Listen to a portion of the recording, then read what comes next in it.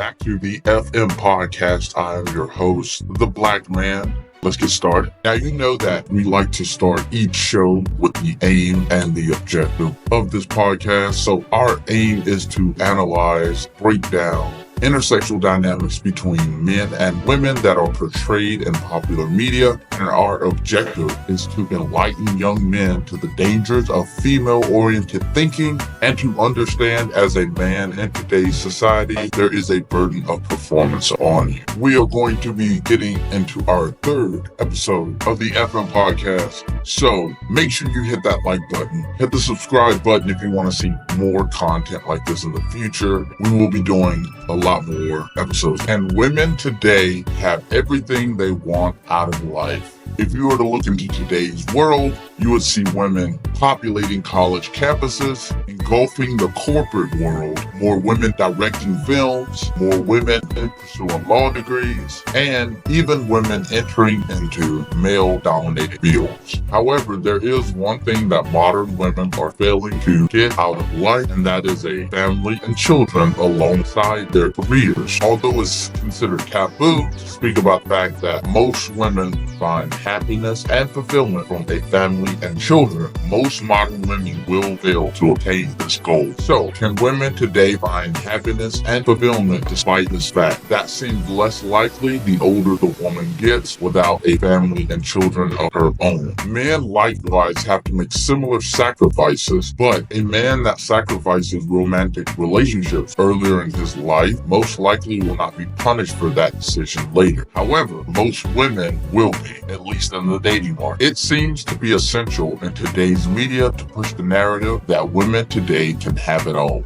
Most romance and romantic comedies validate this very message. Romantic movies rarely hold the female accountable for their poor decisions and mate selection choices, and most likely will put the blame on the male characteristics. In addition to producing favorable outcomes for her mate selection choices, these outcomes often contradict the reality that most women will actually experience in life. Essentially, romantic movies teach young women and reinforce to them that their poor decisions and mate selection choices will work out for them in the end. Even more, they will get love and everything that they desire out of life because they deserve it. Even if the woman doesn't end up with the man at the end of the movie, she learns something valuable about herself, and this allows her to grow by learning from her mistakes. Although, in reality, most women rarely learn and grow from previous relationships because they never learn to take accountability for the decisions that are made in those relationships. This is reinforced with the media they consume, which indoctrinates them not to take accountability for their choices. This is why about 84% of romance novels are read by women, and in genres such as romance and romantic comedies, female viewership eclipses male viewership by about 20 percentage points. Essentially, it's almost always the man's fault. In contrast, the male usually has to give up some form of his masculinity and adopt a more feminine way of seeing things. Now, in today's breakdown of love and basketball, we will be discussing all of these ideas in more detail. So again, make sure you hit that like button, hit the subscribe button if you want to see more content like this in the future at FM Podcast. I'm the Black Man. Let's go ahead and get into it. And women today have everything they want out of life. If you were to look into today's world, you would see more women populating college campuses, engulfing the corporate world, directing films, pursuing law degrees, and even women entering into male-dominated fields. However, there is one thing that modern women are failing to get out of life, and that is a family and children alongside their careers. Although it's considered taboo to speak about the fact that most women find happiness and fulfillment from a family and children, most modern women will fail to attain this goal. So, can women today find happiness and fulfillment in their lives despite this fact? That seems less likely the older the woman gets without a family and children of her own. In addition, for a woman to become successful in a career, this will undoubtedly require sacrificing time with friends and loved ones, sacrificing engagements and events that you would like to attend, and most importantly, sacrificing romantic relationships. Men likewise have to make a similar sacrifice, but a man that sacrifices romantic relationships early in his life is most likely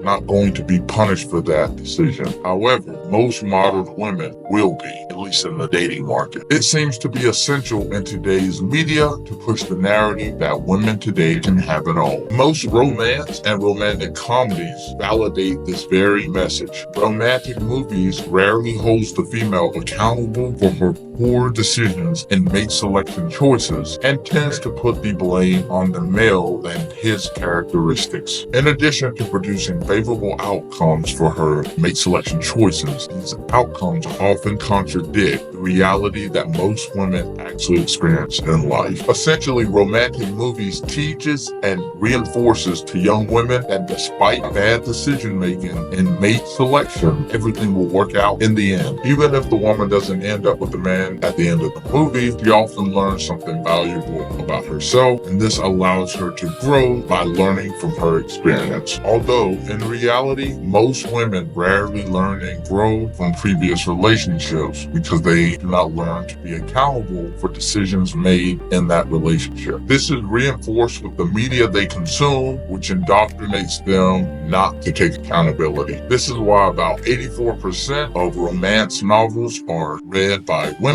and in genres such as romance and romantic comedies, women viewership eclipses males by about 20 percentage points. Essentially, it's almost always the male's fault. In contrast, the male has to give up some form of his masculinity and learn to adapt a new feminine way of seeing things. So in today's breakdown of Love and Basketball, we will be discussing all of these topics in more detail, but I want to make sure you hit that like button for this video, and if you like more content like this in the future, hit the subscribe button, hit that bell notification. It's going to alert you when new videos and new content is dropping.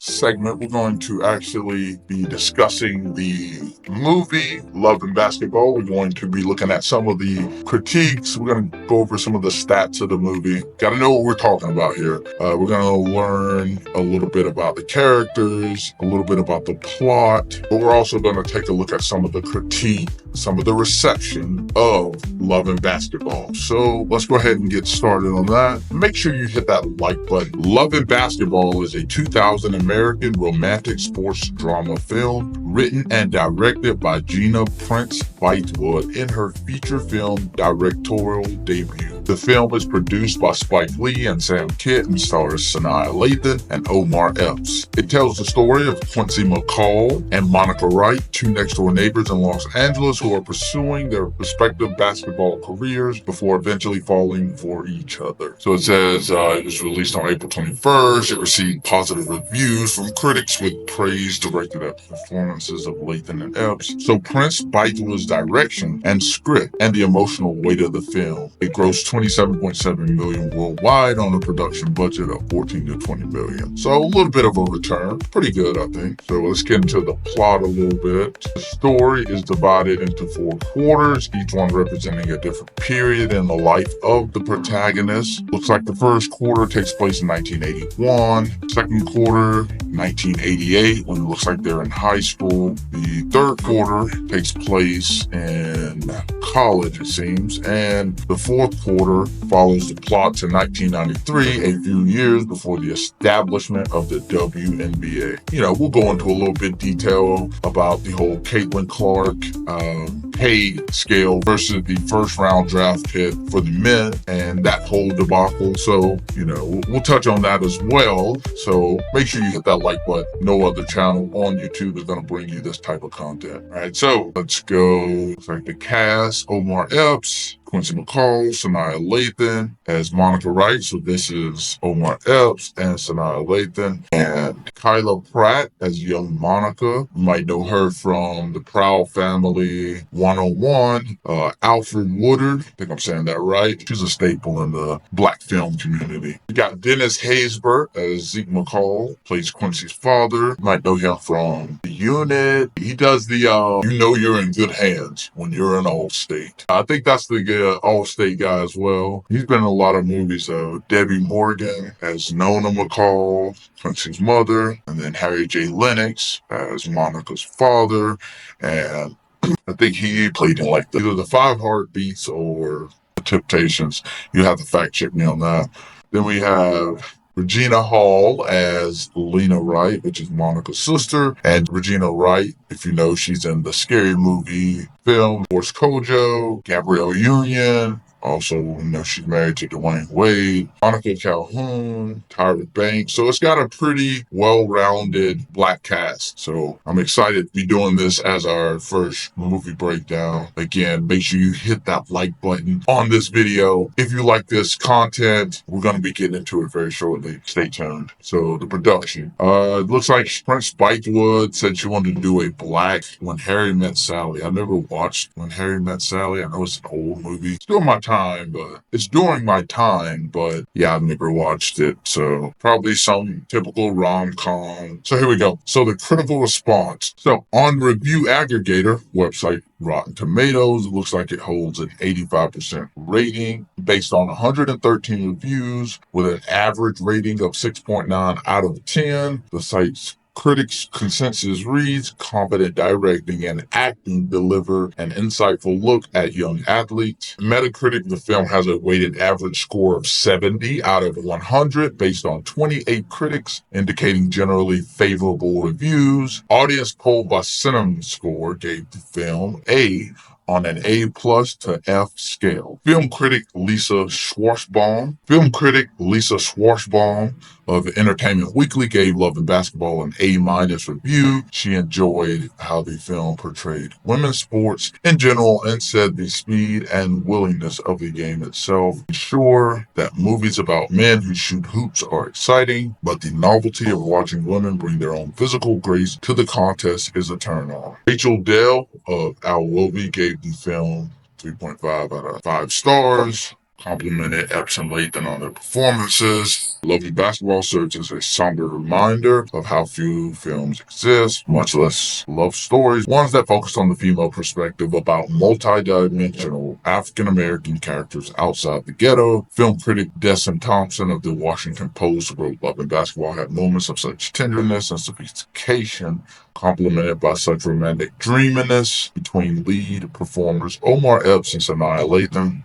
First-time filmmaker Gina Prince Bythewood's film joins such films as The Best Man and The Wood, which look for the class, not the crass, in African-American life. And you're going to want to make sure you stay tuned because we will be breaking down one of these aforementioned movies in a later show. So again, make sure you hit that like button. Give us a follow. FM Podcast. We're the only YouTube channel on this space that does this. So got The Best Man and The Wood. I'll let y'all figure that out, which movie we're going to be breaking down in the future. So might have to do a poll on that. Maybe we'll do a poll on that. See what people think. All right. So then we also have New York Post critic Jonathan Foreman gave the film a mixed review. He appreciated how the film effectively conveys the excitement of basketball from a player's point of view, but opined the film is filled with fake-sounding dialogue you only find in the cheesiest TV shows. Roger Ebert, film critic for the Chicago Sun-Times, wrote, "The film is not as taut as it could have been, but I prefer its emotional perception to the pumped-up sports cliches I was sort of expecting." So, you know, in the earlier one, the guy from New York Post basically says, you know, he likes the way that they, go about, portraying the film, but the dialogue left a lot to the imagination. And Roger Ebert is talking about he was pleasantly surprised that it wasn't a sports movie pumped up with sports cliches, that it actually tried something. And I think these two are very honest reviews and criticisms of the movie, as we'll get into later. It's about the pressures of being a star athlete, he continues. The whole life, not the game highlights. I'm not sure I quite believe the final shot, though. I think the girl suits up for the sequel, so he's calling. Yeah, we'll get into that in the movie breakdown, so make sure you stay tuned, but we don't want to give away too much too soon. So, Ebert gave the film 3 out of 4 stars. Robert Wolonsky of the Dallas Observer gave the film a negative review, saying, "It is a film built upon transitions so weak and obvious, it's astonishing the entire thing doesn't collapse on itself. You want to root for it, as you would any rookie underdog, but it offers nothing to cheer for." Of the acting, he stated, Omar Epps possesses a chiseled body and a blank stare. Lathan is only slightly better, but she's stuck in a hollow role. So he might give like the most apt criticism of what we're going to be breaking down. And you'll want to stay tuned for that. But yeah, he talks about how, Omar Epps is basically a one-dimensional character. So the guy is a one-dimensional character. And the woman is meant to be multifaceted, but the dialogue probably prevents her, as Jonathan Foreman of the New York Post was talking about. So we'll get into that later. Don't you worry. Make sure you hit that subscribe button, FM Podcast at The Black Man. Make sure you follow us on all of our social medias, YouTube, Instagram. We're on Facebook. We're on Twitter. Give us a follow. Let's continue on. Love and Basketball was released in North America on April 21st, 2002. 1,237 theaters. It grossed $3,176,000 its first day and ending its North American weekend with $8,139,180, which was the second highest grossing movie of the April 21st to 23rd, 2000 weekend, only behind U571. Love and Basketball grossed $27,459,615 in the United States, which is the 9th all-time for a basketball film and 37th all-time for a sports drama. So not bad. The film grossed $27,728,118 worldwide and a $268,503. 1% was grossed outside of the United States. All right, so looks like it didn't do too bad, but it was received pretty well in the box office. And you're going to see why this matters as we do the breakdown, as we get into it. Again, this is why this podcast exists, so that we can break this down and we can show you why this propaganda machine is working overtime.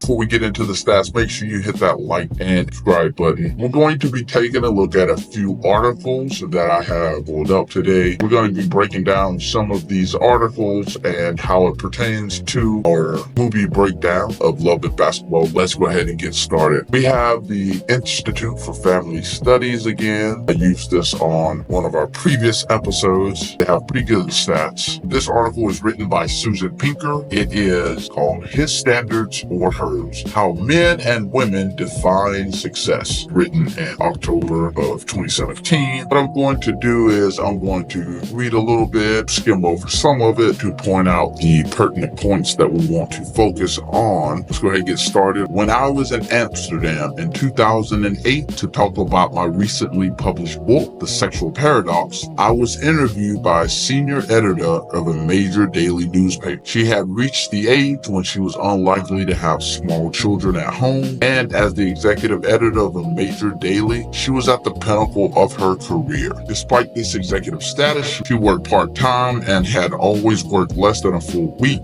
Wednesdays are for my family and friends, she told me, and Friday is piano day. Practicing the piano is essential to my happiness, and I want to make sure I have time for it. So she talks to a senior editor at, looks like a major newspaper or digital company maybe, I'm not sure. And she goes on to say that despite this woman's executive status, she worked only part-time and worked less than a full week. In America, this is contrasted by the fact that our executives over here, they work a lot of long hours. She's a little shocked by that. And the executive goes on to talk about how practicing the piano is key to her happiness and she wants to have time for it, and how Wednesdays are for family and friends. I want y'all to notice that. She says that Wednesdays are for family and friends. And notice how the executive puts an emphasis on spending time with family and friends and then doing things for her own personal enjoyment. Susan Pinker goes on to talk about contrast between North American and the Netherlands, talking about Dutch women, over 76% of whom work part-time, talks about how they have legislation. If you want to read this article yourself, we're only choosing to focus on the points that we want to highlight for our breakdown, but you can read this article again on your own time. Again, this is His Standards or Hers, How Men and Women Define Success, and it's from the Institute of Family Studies. Let's go ahead and move forward. So it goes on to say, it is one of the most egalitarian societies in Europe, yet most Dutch women want something different of their working schedules than most Dutch men. So she goes on to talk about how these countries that they like to bring up in these societies that are extremely egalitarian, which is about as equal as you can get between men and women, the Dutch women want something different than the Dutch men do. She says the assumption that women would always choose what men choose if it weren't for the social and cultural forces holding them back is a consumption I question in The Sexual Paradox, a book that she has written 9 years after its publication and 50 years after the sexual revolution of the 1970s. I'm wondering what has changed. Do we still expect the majority of women to adopt male-determined goals as their own, or most women in industrialized nations have something else in mind when they make life decisions? Pointing out the fact that men and women, even in these countries that are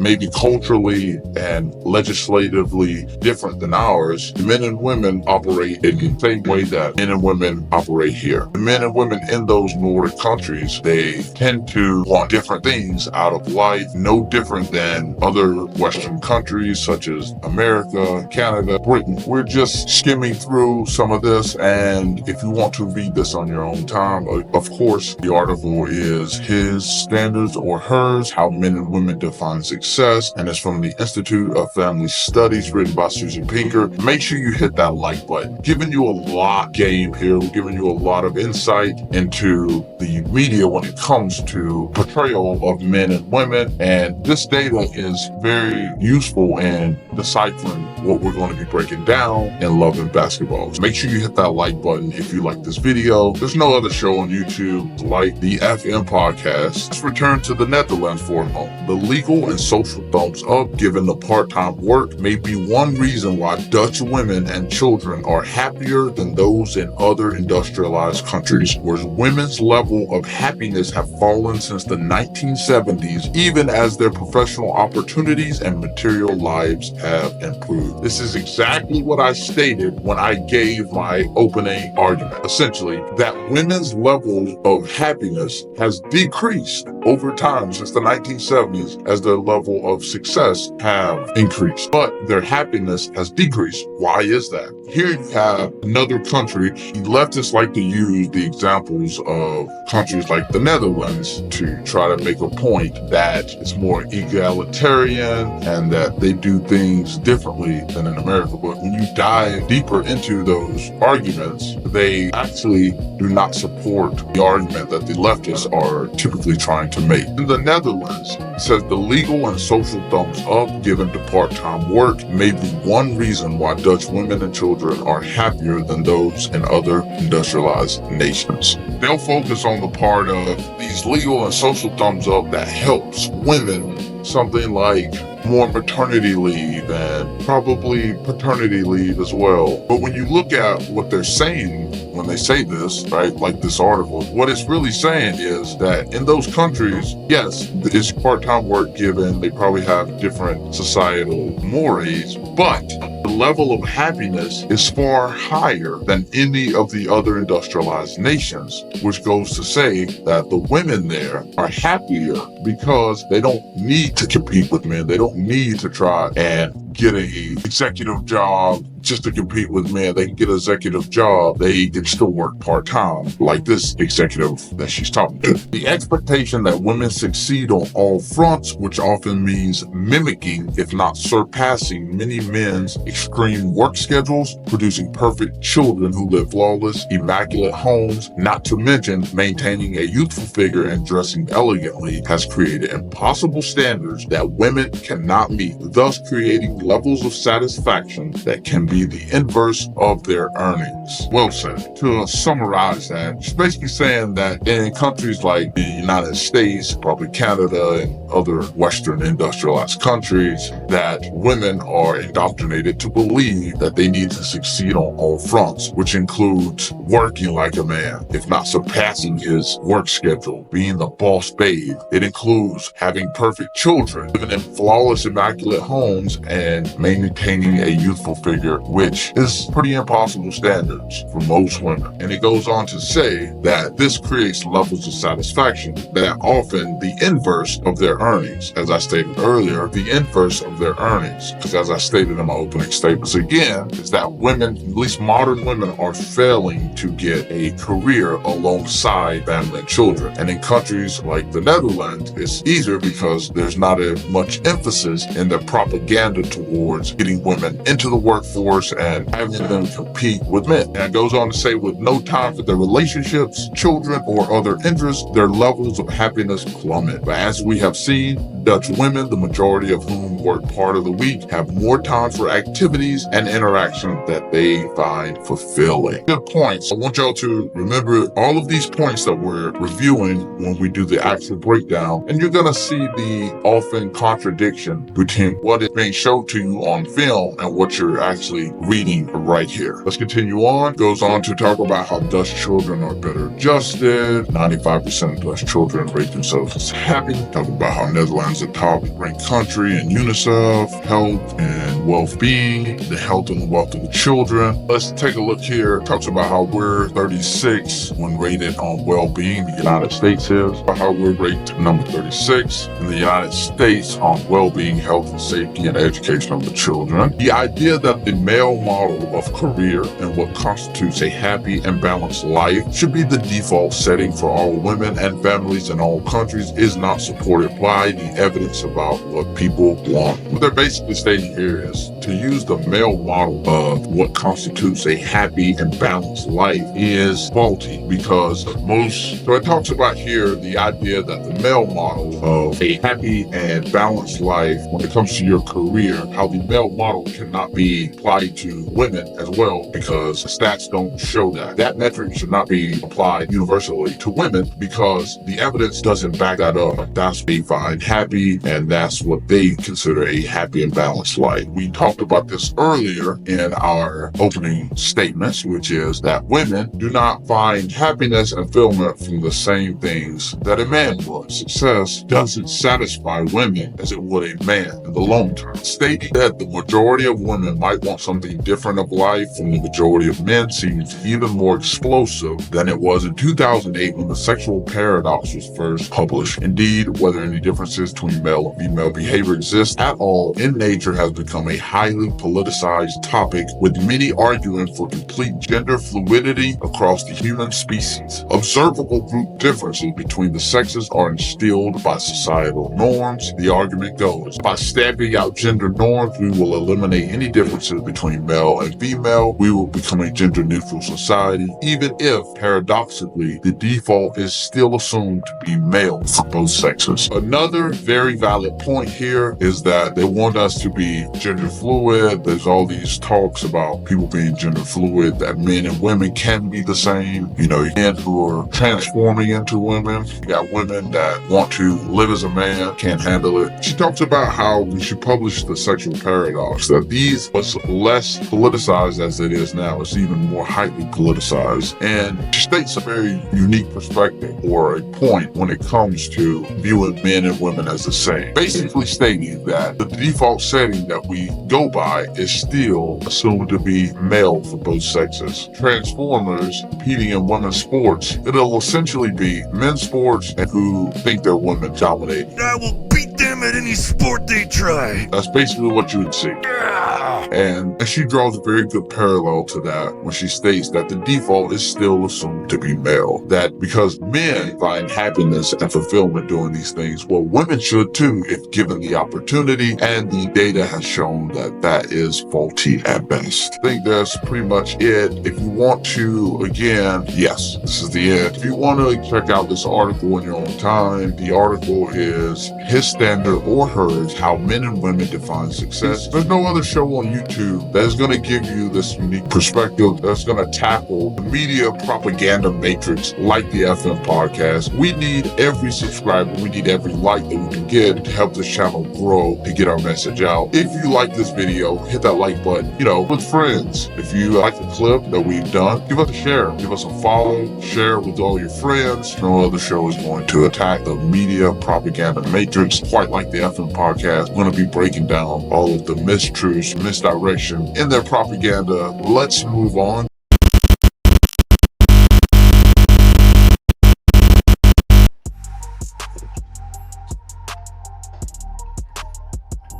Always forget those headphones. Now, again, we're getting into the movie breakdown. We're getting very close to that time, but before we actually break down this movie, we're going to be taking a good look into the movie Love and Basketball, and we're going to be discussing the findings of my investigation. But before we get into that, I need you to hit that like button. If you want to see more content like this and you want to help the channel grow, hit that subscribe button. If you hit that bell notification, you're going to get all of our future updates and content. Look, I'm a grown man sitting in a painted on mask. Make sure you hit the subscribe button. Love and Basketball encourages the idea that women can strive to achieve status, money, and accolades in the way that men do. Moreover, it directs young women to falsely believe that moving throughout their lives in the way that a male does will reap them similar outcomes and similar levels of happiness as a man. And you're going to see this illustrated in this episode's movie breakdown, expressing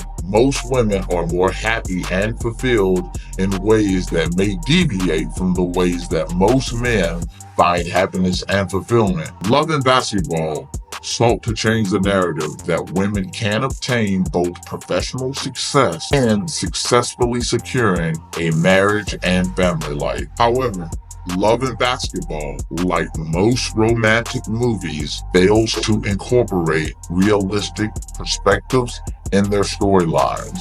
What Love and Basketball fails to point out to modern career-minded women is that the pursuit of a career, especially in their youthful years, limits their abilities to attain a marriage and even more so, children. As the Harvard Business Review article stated, at midlife, between a third and a half of all successful career women in the U.S. do not have children. And these women have not chosen to remain childless, and in fact, the vast majority yearn for children. Now, before we get into this episode's media breakdown, there are a few things that women should understand about pursuing a career and the ability to have a children and family alongside it. First is time is not on your side, not in the way that it is for a man. When women are younger, they are more likely to attain the things that bring them happiness, such as a family and children. It's only when they're older that these things become much harder to attain. Men, on the opposite hand, are less happier when they are younger because they struggle attaining the things that bring them happiness and fulfillment. However, as they age, the attainment of the things that make them happy and fulfilled are more likely because of the increased resources and finances. No other show on YouTube is going to bring you this kind of content. Hit the like button, hit the subscribe as well if you want to see more content like this. Hit that bell notification. Y'all know what time it is now. Y'all know that sound. It is time for our very first movie breakdown. Give it up. Oh man, I thought y'all loved that. Well, it doesn't matter. We're getting into the movie breakdown anyway. There we go. We gotta love it. Yeah. You got haters out there, of course. But for those that love the channel, that want to see more of this content, I need you to share this. I need you to share it with all of your friends. Everyone that you can share it to so they can talk about how bad the show is, so we can always improve for you, the viewer. Again, I'm your host, The Black Man. Let's go ahead and get to our first movie breakdown.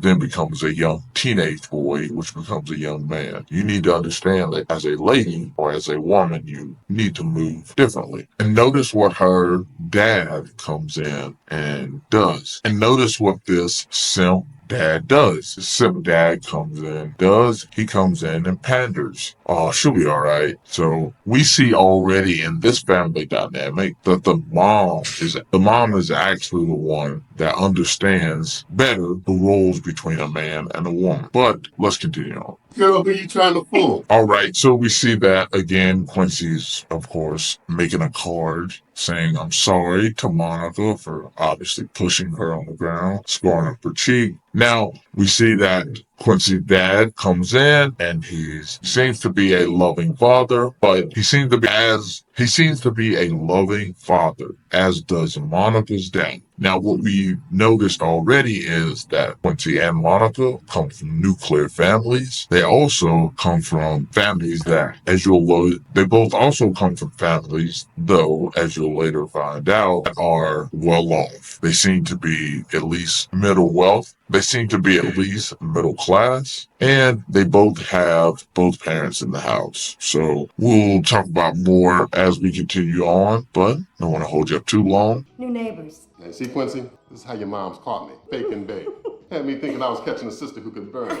All right. So Quincy's dad, right there, he points out a very real. So right there, Quincy's dad, as we'll later come to find out, he's actually stating some truth there with that statement. And he's basically alluding to the fact that the mom pretended that she was homemaker, that she was a homemaker, that she could be traditional, and she's actually not. She's actually faking it, as you'll see later on in the movie. But I don't want to get bogged down with the details right now. But let's continue on. Can't do this shit. Well, what did I tell you about using that word? Can't should never be in a man's vocabulary. And why not? Because when you say can't, you ain't a man. All right, there's a few things there. So we notice that Zeke's very loving. Quincy gets to see this. He grows up in a two-parent household. He sees his mom and his dad being very loving to each other. And when Quincy says, I can't do this shit, notice that the father is actually giving his son a very great lesson, which is on the word can't. Not the damn that Quincy used. And I would argue that that lesson is actually more important than what the mom is pretty much contesting, which is the use of language. Now, I get that you don't want children to use dirty language outside of your home, and maybe not even in your home. But here's the thing. Children are going to do that, and children will only do that in the future, especially if you make those words taboo by saying that you can't say them. Now, the actual and most important lesson is actually being taught by the father, and that is that you don't want to use the word can't. You want to remove it from your vocabulary. And the reason that he gave was because when you can't say can't, when somebody says can't, they're not a man. And I would go a little bit deeper than that by stating that when someone says they can't, they have a defeatist mentality, and they can be cajoled into quitting. They can be persuaded into quitting. And life is tough. You never want to quit. There are going to be times when there's ups. There's going to be times when there's down. But you don't want to have a defeatist mentality. But let's continue on with this scene before we get into our next one. What? Don't say shit. Come on, we should head on over. Just you and Quincy. I got a meeting. With who? Some business folk. Zeke, you just got back from a 4-game road trip. No, please don't start bitching. I got maybe 2 years left to play. I'm trying to put some things together for. Now, what's the first thing that we notice? Use of the word bitching, because that's just another way to say nagging. She's nagging. So he's made that statement before because he's comfortable saying it. And he said, don't go again with this fishing. So she likes to nag. Now, as we talked about previous episodes, I even have a clip out. You don't want to be with a woman that's constantly nagging. And ladies, that is a very unpleasant characteristic for you to have. And a lot of you don't even realize that you nag as much as you do. And a lot of y'all don't even realize that you even nag. You don't realize you're nagging. Now, he also states that he's been out on the road, she also states that he's been out on the road on games. So we know that he's a basketball player. I think he may have mentioned that too. No, that hasn't came out. So we know he's a basketball player and he's a professional. So again, both men are doing well for their families. We know that they are probably well paid and they're able to take care of their families. And as we'll find out, that both are traditional in the sense that the mother is a homemaker, although we'll see that Quincy's mother is a faux homemaker, and we see a lot of those today. So we want to keep our eyes on Quincy's mom because she is what a lot of traditional women represent. She is what a lot of these tradcon feminists represent today. What a lot of these tradcon feminists represent today. Now let's continue. I'm trying to put some things together for us. See you later, man. Hello. So how long have y'all been here? Well, we moved back here when Quince was about 5 after Zeke was traded again. All right, we hear that. So again, we know that the family has moved there. So we learned that the family moved back there after his dad got traded. Now we could tell that Quincy's mom was not happy nor satisfied with the answer he gave, but she just lets it die. She gives up the fight. Now again, notice that Quincy's dad is very loving. He's very affectionate with his son, showing him that two-parent household, showing them what a masculine figure is. And just notice this. I want y'all to notice all of these things about the dynamic between father and son and how easily the mom is willing to allow that to go to waste. Oh, girl, don't worry about it. It's the least I could do. And I love to cook. I cooked for all my friends' parties and things back in Atlanta. Oh, you're a caterer? Well, no. Once Nathan gets settled in, though, and the girls are little, that's certainly something Mom would like to try. Come on. Girl, do you know as long as I have lived next door, I have never seen the inside of this house. All right, again, you're seeing that lying nature that his mom has about her homemaking abilities, talking about how she can cook. You see the look that Quincy gives her. And it's important to notice all these things because this will come into play later in our breakdown and how she is portrayed versus Quincy's father. And it's actually Quincy's father that is a catalyst for a lot of the drama in this movie. And it's actually Quincy's father who is a fuck. And we see later that it's actually Quincy's father that is the catalyst for a lot of the turmoil that goes on in this movie. But we don't want to get ahead of ourselves. Let's go ahead and continue on. Oh, one more thing. We also notice that Monica doesn't seem too pleased by her mom's choices to be a homemaker. We see that Monica doesn't seem to respect her mom's choices, and this is shown by her flinching when her mom went to rub her. She does not respect her mother. And this is very important. And this actually plays into what we want to talk about, what we want to discuss with women entering into the workforce and feeling as though they can have their successful careers and family. There's a disrespect for women that are actually homemakers, whereas Quincy's mother is actually going to be almost celebrated in this movie. She's going to be held in high esteem, whereas Monica's mother is not. I'll let you figure that out as to the reason why. Now, let's go ahead and continue on. Well, let's just have a look. Honey, put that on the table for Mom. Quince, help her. So how come you can play basketball? I just can. All right. Now, I know it doesn't sound like a compliment, but notice that he gives her a compliment. He asks her, how is it that you can play ball? He's actually stating that she can ball. He's actually stating that she can ball, that she can play basketball, that she can hoop. He's actually giving her a compliment. Now, it is common for men, especially in sports, male-dominated sports, to really ride each other, to really be tough on your male competitors. and your male teammates. It's that dog mentality, right? And that applies to the mental as well. There's a reason why Conor McGregor is one of the biggest names in combat sports, and that's because of the mental warfare that he put Jose Aldo through. That mental anguish that he put him through. And that's what a lot of male-dominated sports is. It's one man trying to exert his will on another. And you see that most profoundly in combat sports, where one man is actually trying to put his will, where one man is trying to use his will to dominate another. Even once the gloves or whatever is flying, the kicks, he's still trying to exert his will onto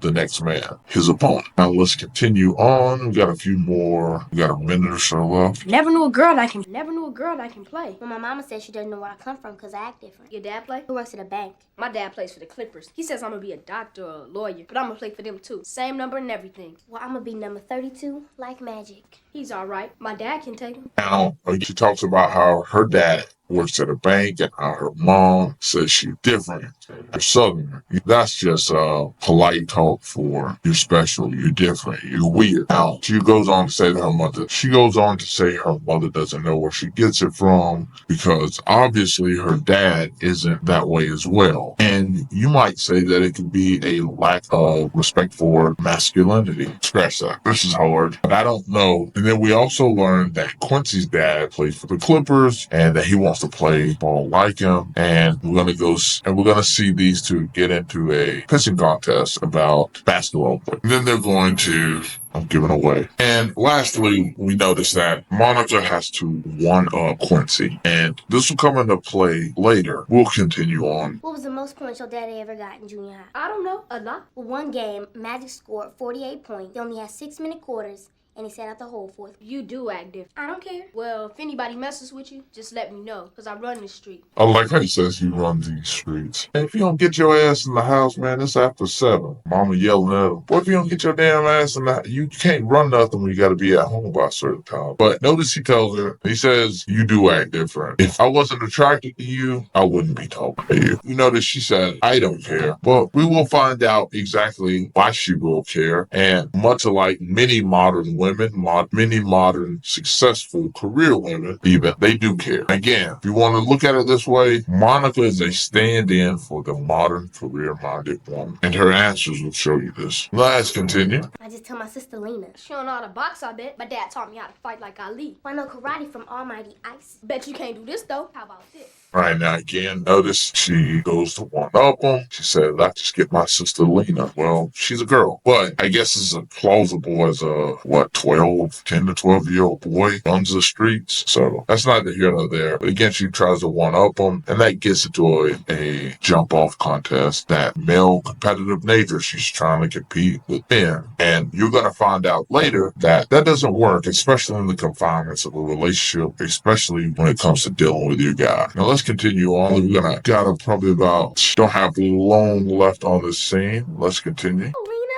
Lena? Sit still. And don't sit on your knees, sweetie. You're gonna turn them black. Oh, Mama. Oh, you are lucky I found it. Someone had put your box of dresses underneath a pile of rags in the garage. Lay down. I've been running around all day. She wants to. Now again, you see her disregarding the norms associated with feminine. She doesn't want to wear the dress. She wants to probably wear jeans. This is the problem with a lot of career-minded women because again, Monica is just a stand-in for these career-minded women, these modern women, and that is that they want to disregard the feminine role. They want to pick it up only when it benefits them. Whereas the man or the young boy even learns that there is a masculine role early on. If he doesn't learn early enough, he'll be punished later. He'll understand later because of the outcome of the decisions that he makes. So women are being taught that it's okay to disregard the roles that are associated associated with being feminine, to being a woman. Whereas young men, they are required to understand their roles. They need to understand that they got to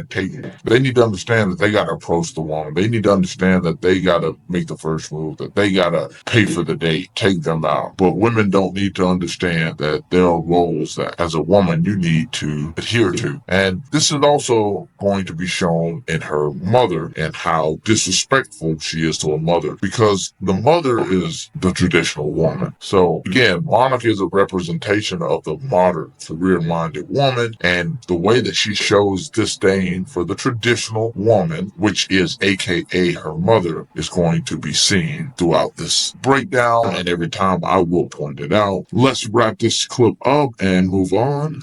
Which one of these for tomorrow? Right. You want to iron them both tonight, just in case? Sure. Thanks, sweetie. That boy next door is gonna ride to school with you tomorrow. I know somebody. Y'all hurry up. I'll come back up for good night. Make it look nice. Make it look nice. Again, you see that disdain for the modern. Again, you see that disdain from the modern woman, which is Monica, towards the traditional woman. When the mom was like, I was tired, I've been running around all day. This is also being portrayed through the eyes of a female director, of course, but we see that look on Monica's face as her mom relented and said, sure. Because what everyone needs to understand, when you're watching movies, when you watch, especially today's movies and today's shows even, like something like Game of Thrones where it costs millions of dollars to make, each scene is probably easily hundreds of thousands of dollars. So this was probably thousands of dollars made to show the scene where young Monica is looking at her mother with disdain after that comment. She does not respect her mother, and that is meant to be shown by adding that scene. So again, Monica, the modern woman, she has very high levels of disdain for her mother, aka the traditional one. And this is emblematic of modern women. Let's continue on, but before we do, I want y'all to make sure y'all hit that like button on this video. If you're just coming in, hit that like button. If you want to see more content like this, you're not going to see it anywhere else on YouTube but the FM podcast. I need you to hit that subscribe button. We need your subscription. We need it to grow this channel. So if you don't hit that subscribe button, I'm going to hunt you down. I'm going to find you because I am the black man. But again, hit that subscribe button. Make sure you hit the notification bell right next to the subscribe so that you'll get all of our future updates and all brand new content. That like button on your way in, every means the world to us, and it gives us motivation to keep pushing this content because it means that someone wants to see it, and that's what we're here for. We're here for the everyday guy. All right, the FM podcast. I'm your host here, the black man. I need you to hit that like button. Look, I have put teardrops on my eyes. Teardrops. I'm thugging it out here. I need you to be a thug and hit that subscribe button because only thugs subscribe to this channel. We thug it over here at the FM podcast. All right, I need y'all to hit that button. Hit the subscribe button if you want to see more content like this. If you hit the bell notification, you're going to get all of our brand new content, future updates, anything that we're going to be pushing out on this channel, you'll get to see it first. So again, make sure you hit that subscribe button, hit the bell notification, and hit the button as well. We'll see you next time. Only on the FM podcast are you going to get the most epic, introspective breakdowns like this. We're breaking down Love and Basketball next week. Next episode, we're going to be breaking down another fan favorite. So again, make sure you hit the like button, hit the subscribe button. If you hit the bell notification, you're going to get all of our brand new updates and content. And lastly, I need you to hit that share button. Send it to all your friends. Send it to your enemies. Send it to your mom. Send it to your dad, your mom, your pa, FM podcast. To the next scene because your boy is starting to cook and the main course is well on its way. You want to be my girl? What do I have to do? I guess we can play ball and ride to school together. When you get mad at me, I gotta give you flowers. But I don't like flowers. Oh. How about Twinkies? My mom.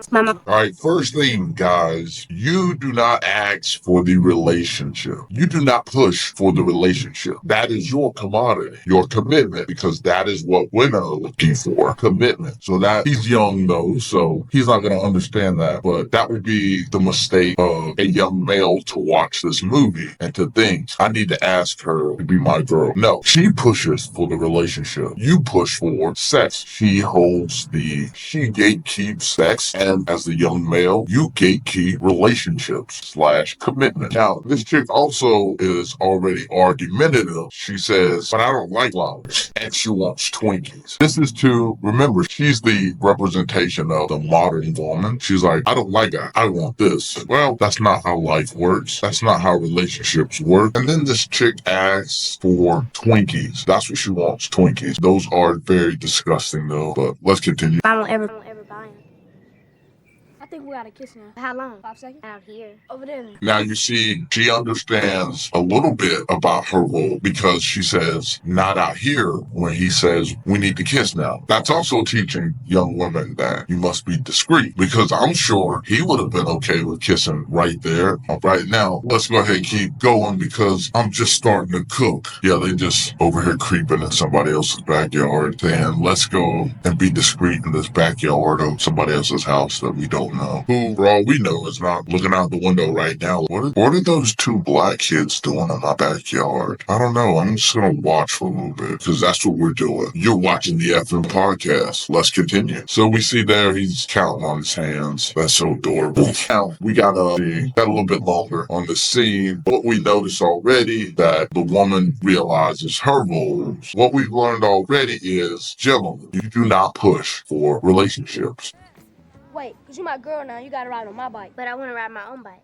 My dad always drives my mom, so that means I have to ride you. All right, so there we see the argumentative side of her coming out. Now, I will say this nigga made a weird ass request because what you gonna do, ride on the back of your bike? No. So we already see she's argumentative. She doesn't want to conform to what he asks of her. So already the programming is teaching young women, hey, no, you do what he wants to be in the relationship with you, which is why it is your job as the man to not push for the relationship. She then sees it as, well, you asked me to be your girlfriend, so you must think more of me. So you obviously are fine with the way I am because you asked me to be your girl. You don't want that. You want them to be excited to do things that you ask of them. You want them to be ecstatic about doing things that you request of them, not argumentative. And that's exactly what this movie is teaching young girls, even young women, when they watch things like this. Like I said, romantic movies teaches young women to feel as though this is the way that relationships can work. Now, this is why you don't request a relationship from women. This is what they're being taught. This is what they learn when they watch romantic movies like this. But let's go ahead.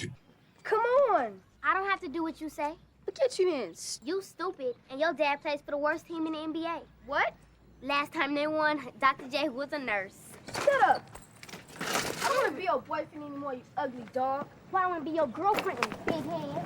All right there. Now, notice what she says. She says, I don't have to do what you say. Again, there's that program. I don't have to do what you say. But in reality, I don't have to do what you say because I can do whatever I want to do. This is what I mean. And this movie, on the other hand, teaches young boys that they should just accept whatever the woman is. However she comes, you don't have to hold her to any standards. And you'll see this throughout the movie. Now, notice them neighbors. So it's like a childhood friend. And this is just programming guys to feel as though women that they knew even when they were young. Then she insults his father. And this is how a lot of women behave. In relationships, they use a thing that could cut the deepest. It's like you don't get real personal with women just off the gate. And this is why you also don't have friends. You can have them as acquaintances, but friends, no, because even female friends will do what she just did. So we're going to be moving out of the first quarter into the second quarter. Hit the like button on this video, and if you want to see more content like this, hit that subscribe button. FM Podcast. Let's go ahead and continue on to the next scene. Let it go. Us must be like color duck. White, 3, 2, tactical 5. Sit down.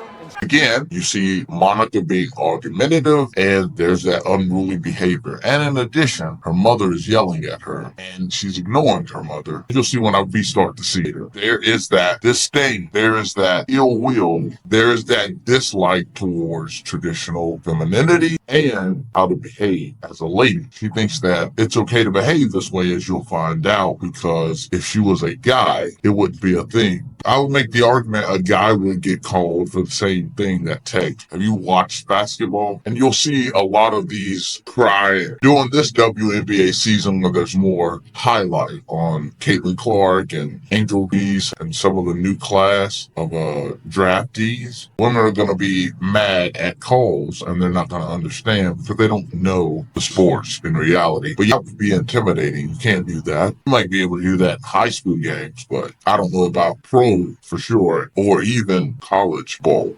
You get hit with technicals and stuff. You can't do that. I don't know what the rule is. I don't watch basketball that way. I only watch the pros during the finals. Even I know that. Every scene is in here, and these scenes cost hundreds of thousands of dollars. And these scenes cost thousands, if not hundreds of thousands of dollars to have them. Now, there's a scene where she's watching him walk away, right? This is a subtle message that basketball ain't as enjoyable when you don't have the ones there watching you, the ones that you want, a family. They don't derive the same happiness from her. Whereas a man, he might enjoy basketball and just enjoy having loved ones and friends to come watch him play. When he's young, he might not care about a family. He's watching him leave. You can tell she's saddened by it. Come on, Dad. You gotta talk to Coach for me. Supposed to say to the man. Right, so obviously she rode the bench the rest of the game because the coach didn't want to put her back in. This is what she's complaining to her father about. Because this guy is a pushover for her father, he's beta, you're going to see that he's going to be pretty impotent when it comes to even helping her, which in this instance is actually the best thing for her. No, she needs to understand these are life decisions and choices. When she's on that basketball court, she's the only one that can be held accountable. But then again, that would mean that women are held accountable, especially black women. Look at Serena Williams a few years ago. She had a meltdown on the basketball court, and there was all this media push for her not to be accountable. And any push back on her being accountable for her decisions and actions out there on the court, it was met with plenty of pushback. It was met with pushback or even over-analysis of the situation. But I digress. Now, also notice here, disdain the mother and her choices. Let's go ahead and start the scene back up. Tell him to keep me on the floor. Tell him to keep me on the floor. The coach from UCLA was there, and he has me riding a bench. You lost your head. I was just showing emotion. I'm sure it's all right for you to act like that. Whatever. Oh, what'd you do? Nothing. I don't know why I keep hoping you'll grow out of this tomboy thing. I won't. I'm a lesbian.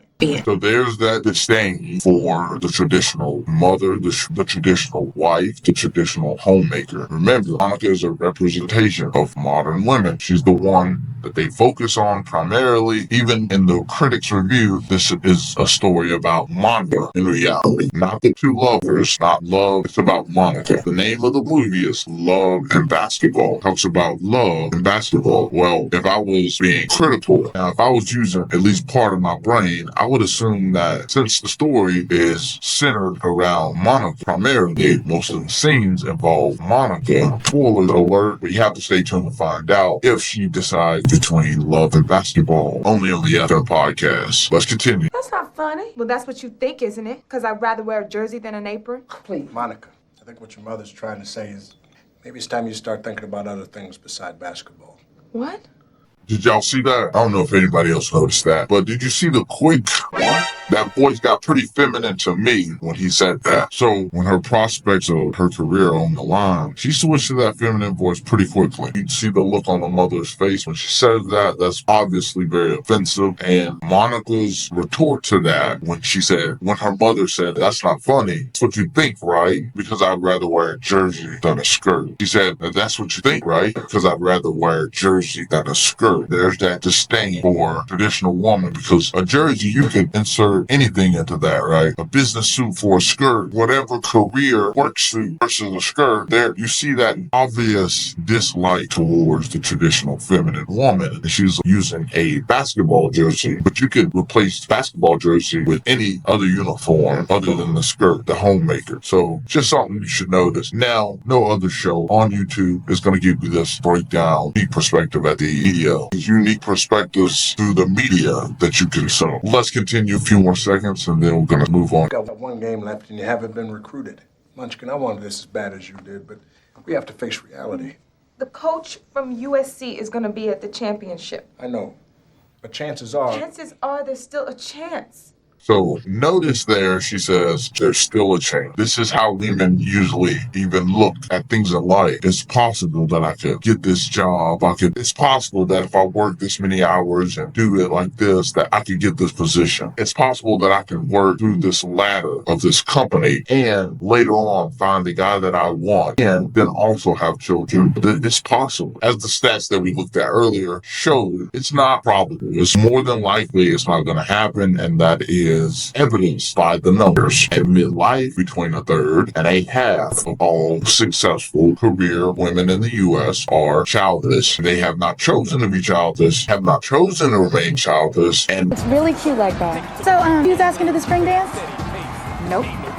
Come on, girl, you live right next door. Well, can you give him this for me, please? Right. So obviously this is Gabrielle Union, and we know what she promotes in her family. Anyway, and what we notice here in this scene is Monica's viewing Q's competence and skill level, his ability on the court. She's admiring, and notice that Gabrielle Union's character, she slides down her. She's probably been talking about this Monica girl because she doesn't view her as pretty much feminine, and you can obviously tell Monica doesn't like her either. Now, this is the truth about how women actually interact with one another. They look at other women and they put them in boxes, just like they do men, and they decide what these women mean for them and what they can do for and with these women. Now, and she's also propositioning Monica to give this number to Quincy or a letter, and we're going to watch how that plays out, but make sure you stay tuned. Only on the FM podcast, you're going to get this breakdown. Let's go ahead and start. Give it yourself. Good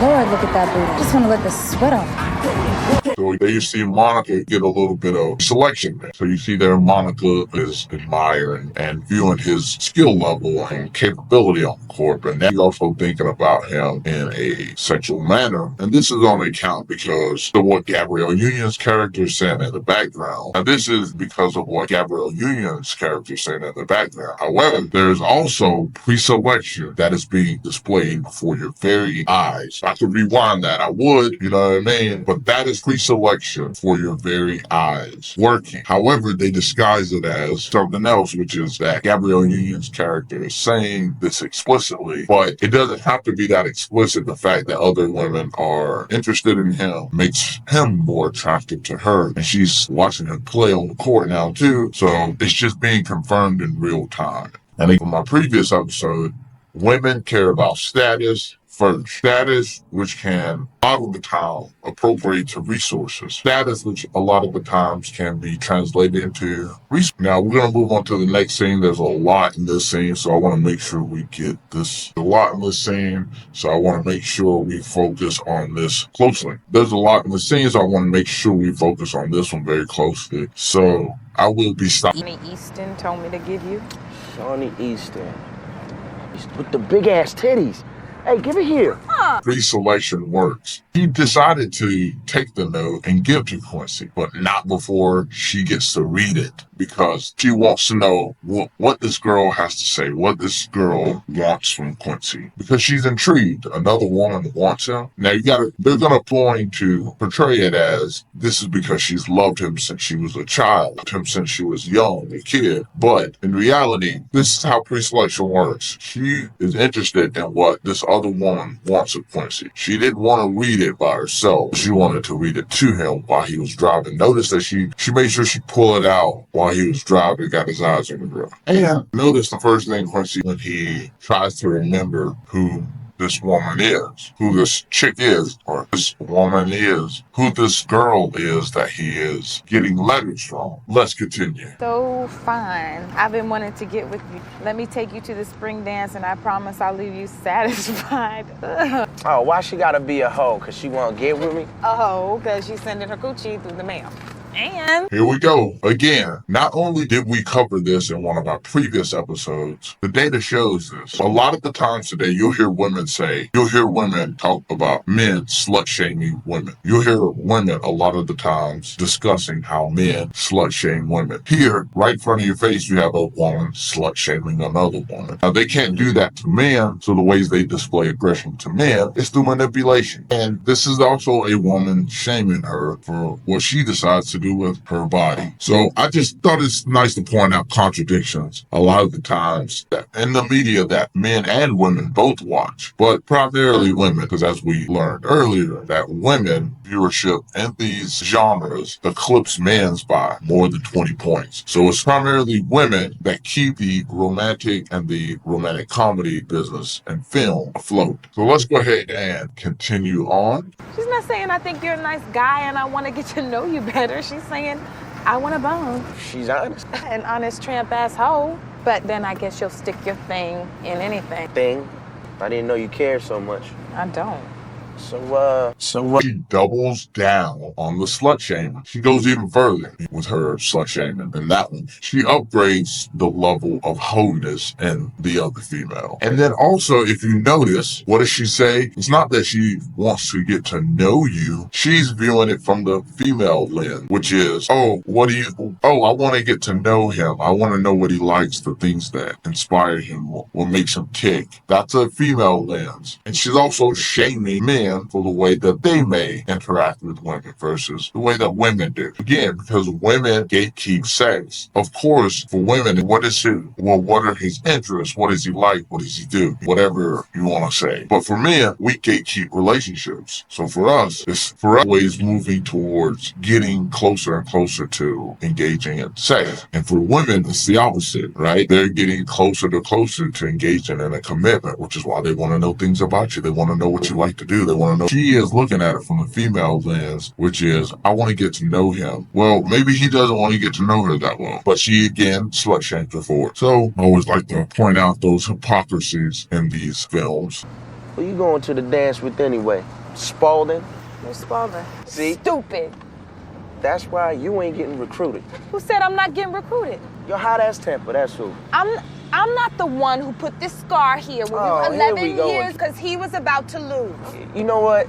So she brings up, and this is of course like a woman, she brings up the past to try to make a point about what's going on in her life right now. But he makes a pretty funny joke when he says balding, because of course he's talking about the basketball. Now, notice she's immediately violent by punching him, and you can tell he didn't like it. And his next statement shows that when he says, that's why you're not getting recruited. You hear that high pitchness come back. Who says I'm not getting recruited? She gets real quick into that feminine voice. But he brings up the past when he talks about her temper. He's just making an objective point about her temper, which is what her father even agreed to, her mother, and I'm sure her coach as well. He's just making an objective point of view, an objective opinion that other people have made to her, and she takes offense to it. And so she brings up the past, just like a woman. Let's get to it. Give me your best shot. I'm sick of you watching the road. I'm sick of you hanging this over my head now. Come on, give me your best shot.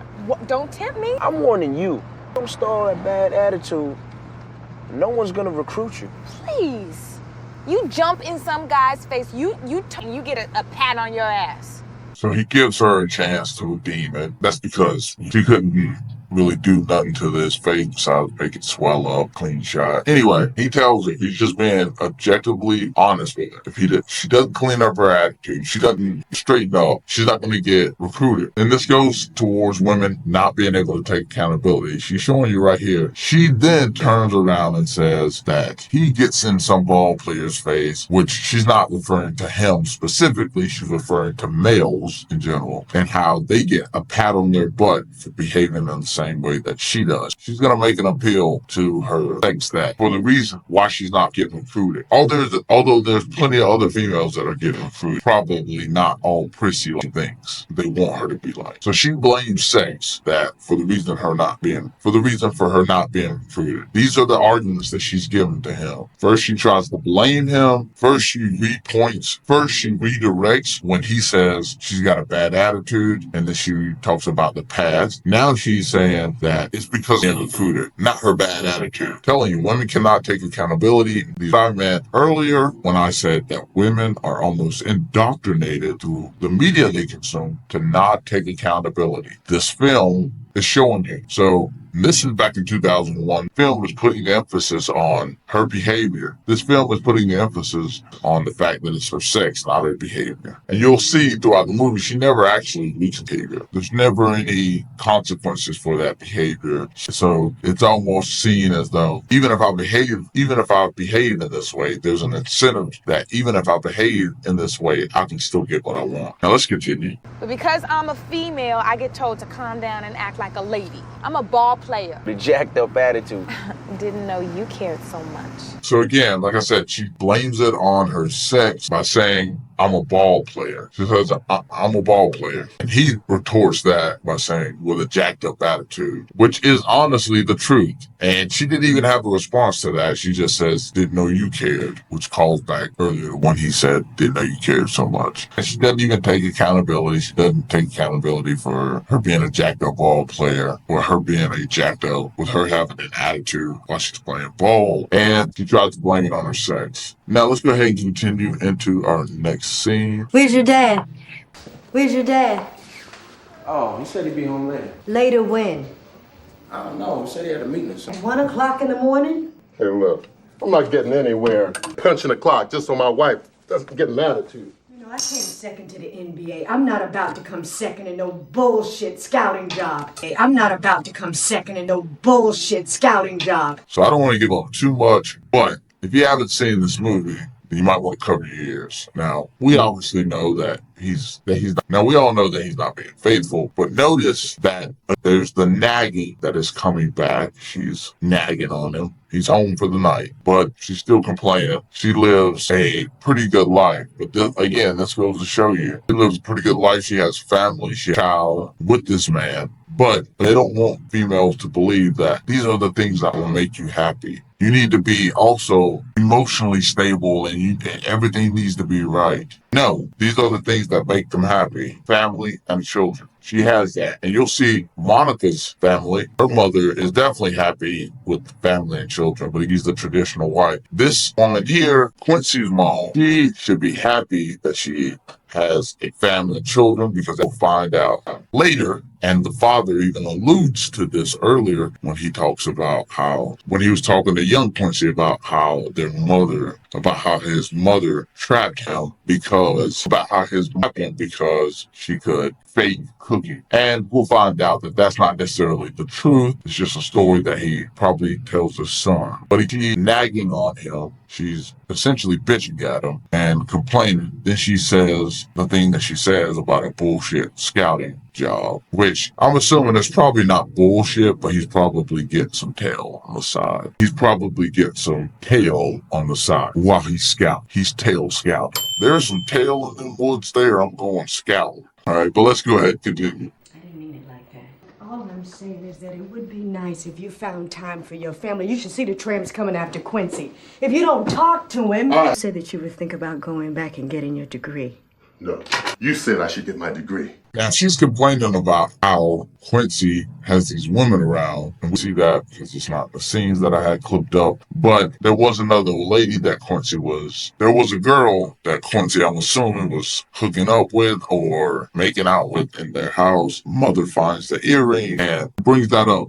And the father says, I have talked to him. And I would assume he has to. I think he's pretty smart guy. And it's so ironic. This scene is so ironic because now that I'm thinking about it, she keeps warning Quincy because essentially that's what Quincy's mom was. She was the type of girl that she turned Quincy against. And we're going to find that out later, as we'll break down later. But she's actually being truthful on how women behave and operate. But she takes umbrage, or she takes offense to the way that this man is behaving, even though she acted in her female nature. And then she brings up the fact that she thought he was going to go back to school, etc. And he then pushes it back and says, no, that's what you said. That's what you wanted. So he's nagging, and she's constantly trying to tell him what he should do towards his life, where she lives in a house she probably doesn't work. She lives in a nice house in a nice neighborhood. It's well taken care of because of this guy. But let's go ahead and finish this scene, break this up last little bit. I like my bullshit job, and it's gonna lead to a front office position. Until then, don't worry. We got just enough savings to keep your fine ass in Gucci and Go. How many nights does my fine ass get? Huh? Damn you! What about now? Do I get a week yet? Goddamn Then boy, why don't you keep your ass home?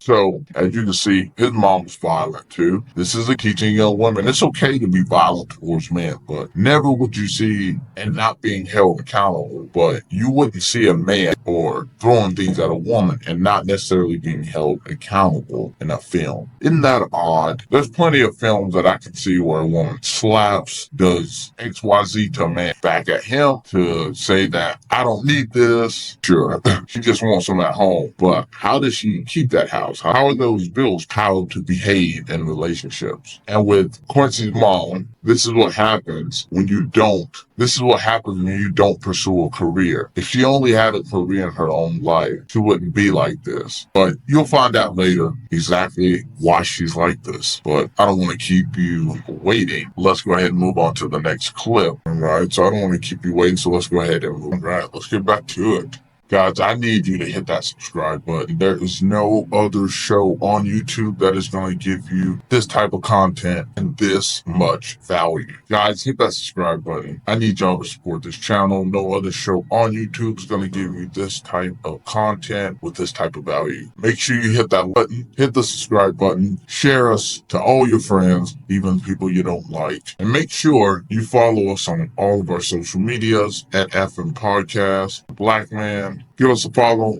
Make sure you hit the subscribe button, hit the like button as well, and let's continue. It might help if you didn't look so evil. I don't even want to go. It might help if you didn't look so evil.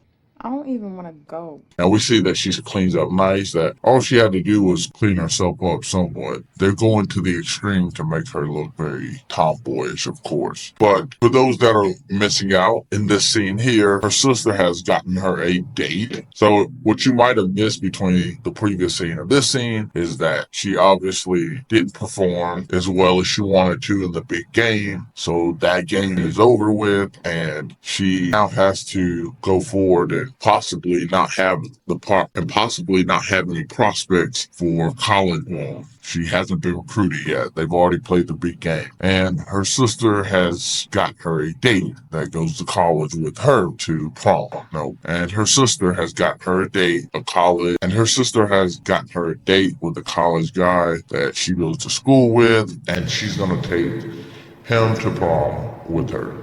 So this is why the sister is also helping do her makeup and stuff. So let's go ahead and continue on. Talk to me. Go look at my top drawer and bring your grandmother's pearls. Night. Don't worry about yesterday's game. All right, so this is her mom comforting. All right, this is her mom trying to comfort her, of course, because of the big game. I don't think they won either. So she's telling her, don't worry about anything else tonight but the prom, I'm sorry. And she's saying, don't worry about the big game. So this is her mom being the traditional woman and knowing how to comfort her child, who she can obviously see is in disarray. But she's going to give her some sage advice. Let's go ahead and see what that is. The recruiters or anything else. I just want you to enjoy being beautiful. Will you do that? Here you go, Mom. Thanks, sweetie. All right, so the mom, even though she can obviously tell that the daughter has some kind of disdain towards her lifestyle choices, and although the mom can tell that the daughter has some dislike towards her lifestyle choices, and we'll see those play out later, she had her oldest daughter go and get pearls from her grandmother to put on her neck so she can wear to the prom, because she understands how special this could be, because she understands how special this night could be, and it will be for other reasons, but let's not get ahead of ourselves. Let's go ahead and continue on. Nothing more to see here. Do you really think I'm beautiful?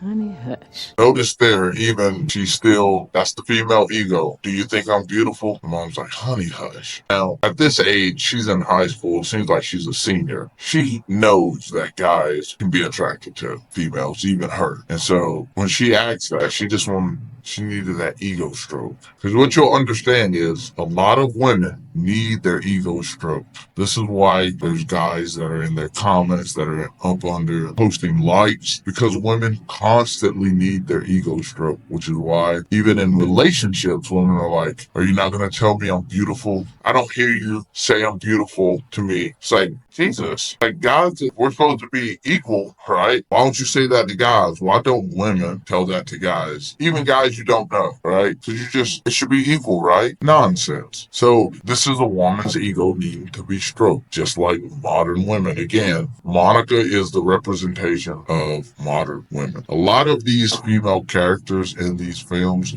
that's what they're supposed to represent. And these new films and these new shows, they're just more overt with it. They don't even try to hide it now. A lot of the female characters that are in films nowadays, they are definitely seen as a representation. We want this group of people to be represented, so this person is a little representation, rather than letting the storyline tell us this person is a representation. Let's go ahead and move on to the next scene. Well, I'm sure she kept her word and left you satisfied.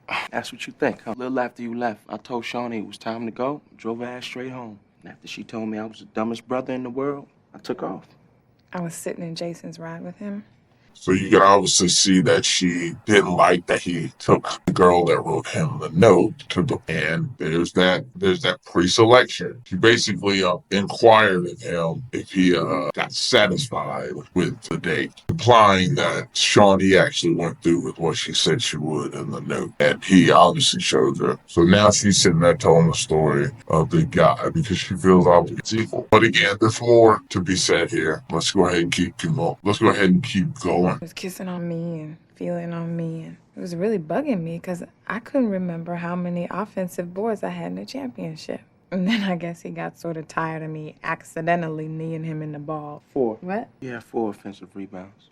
So she's trying to give him some relief because she doesn't want to be seen as which is odd because wasn't she just shaming the other girl? But now she's sitting here trying to relieve his mind, saying that the guy that I took to prom, we didn't do anything. Again, just tripling down on the slut shaming. Hey, if you wanted to pop your coochie for him, what's it his business? But they use that as a way to segue into him saying that she had 4 offensive boards during the big game that you didn't see because there was no use for it and didn't want to get hit with copyright. So let's go ahead and move forward. Oh, hold up for a second. Sure. Where's she? It was on my desk when I came home. All right, so she has gotten a letter from USC. He seems to have not opened it yet, and she wants him to open it. So again, they're trying to build that familiar bond to tell women that, hey, if you build these bonds with men, you'll always have a guy that will choose to be with you. You'll always have a guy on the backbone. So my man Q, so what you don't want to be is just friends with a female. There's really no benefits to that. But as you'll see, the pre-selection actually works. She is going to give up something to him that she just shamed the other girl for. But before they get into that, let's go ahead and break down this part of the scene. Can you? Sure? What? Damn, girl.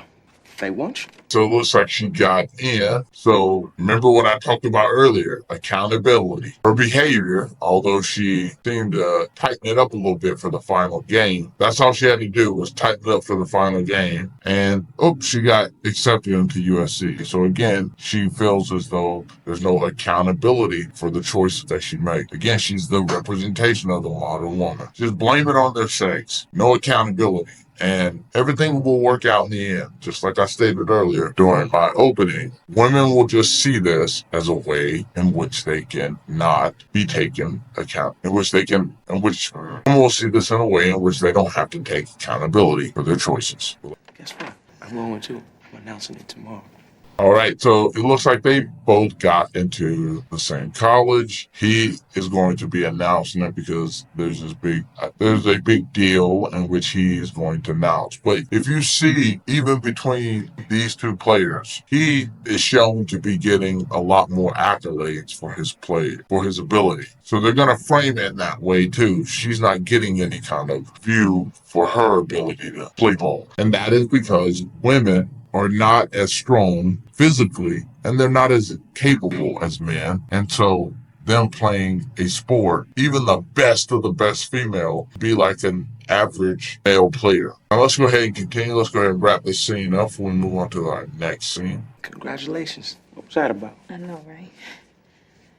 All right, and if you notice, she moves in for the kiss first. Again, we don't know this time who asked for the relationship, but we're going to assume that both of them just agreed to it. And she's probably still holding him to that word that he gave.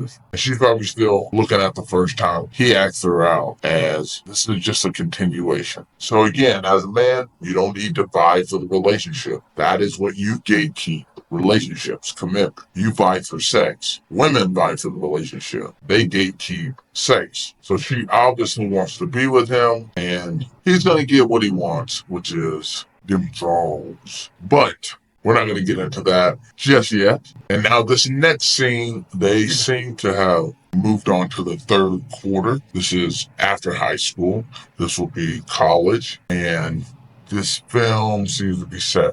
I think the first quarter is in 1981, and so the second quarter is in the 80s, and I believe the third quarter is probably early 90s at the latest. And we are now going to be entering into the third quarter. This is when they're in college, after they got accepted to college. So let's go ahead and get that scene started. Oh, again, I need y'all to hit that button. Make sure you hit the subscribe button as well. Hit the share button. Share us with all your friends, even your enemies. Tell them the black man told you to do it. But I need y'all to hit that button because every helps us understand when we're doing something right. So I need y'all to definitely hit that button. Now, I also need you to hit the subscribe button because if you don't, the black man will find you. Ooh, black man. Now, I need y'all to hit that subscribe button as well. Make sure you hit the bell notification inside that subscribe button. Make sure you hit that bell notification for all of the earliest updates and all of our new future content. But make sure you hit that subscribe button. And lastly, if you could hit that share button, share us out. We're doing this anonymously, so every share is crucial to us. Let's go ahead and get the next scene started up. This is going to be the start of the third quarter. So let's go ahead and get that started. I got a little more I want to add to the previous scene. Before we get to the new scene, I want to make sure that I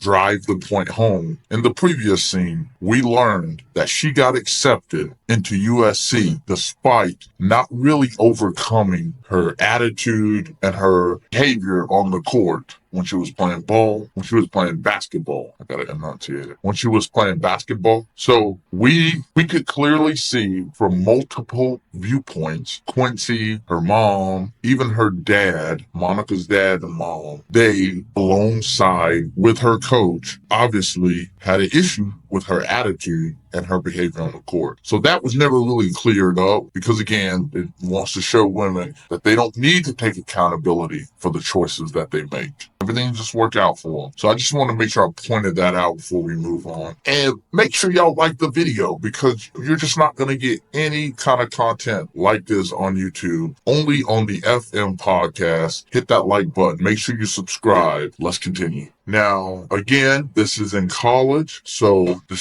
we'll learn more about why Monica got accepted into USC, which will further prove my point, but I digress. Let's continue. Coach hates me, doesn't she? She hates all freshmen. What is up with that?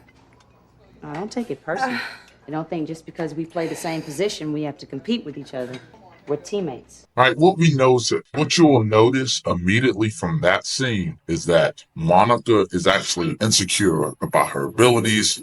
Now, what we see from this scene here is Monica and one of her teammates talking because the scene that was earlier, because the scene that was right before this, Monica, she shot because Monica shot. Because when Monica took the shot in an earlier scene when they were playing a scrimmage, she kept her hand up, kind of showboating. This goes back to the behavior and the attitude on the court. She now, because she did not learn how to change her attitude and behavior on the court, this is now showing up in a different way in the form of showboating. So the coach then makes that for the rest of the game, which is basically, that was horrible. She basically had to hold her hand up for the rest of the game. Now, if you're a male and you play any kind of organized sports, you understand this because these are ways to get players to drop bad habits that are not conducive towards the player growing and the team overall. So as a guy, you would understand that, but Monica seems to have an issue with that. That's why she's saying coach hates me. Maybe coach just doesn't want you to behave in that way. But again, that will require some accountability. And we know that a lot of women don't have that because again, Monica is the representation of the career-minded woman. Thanks, Citra.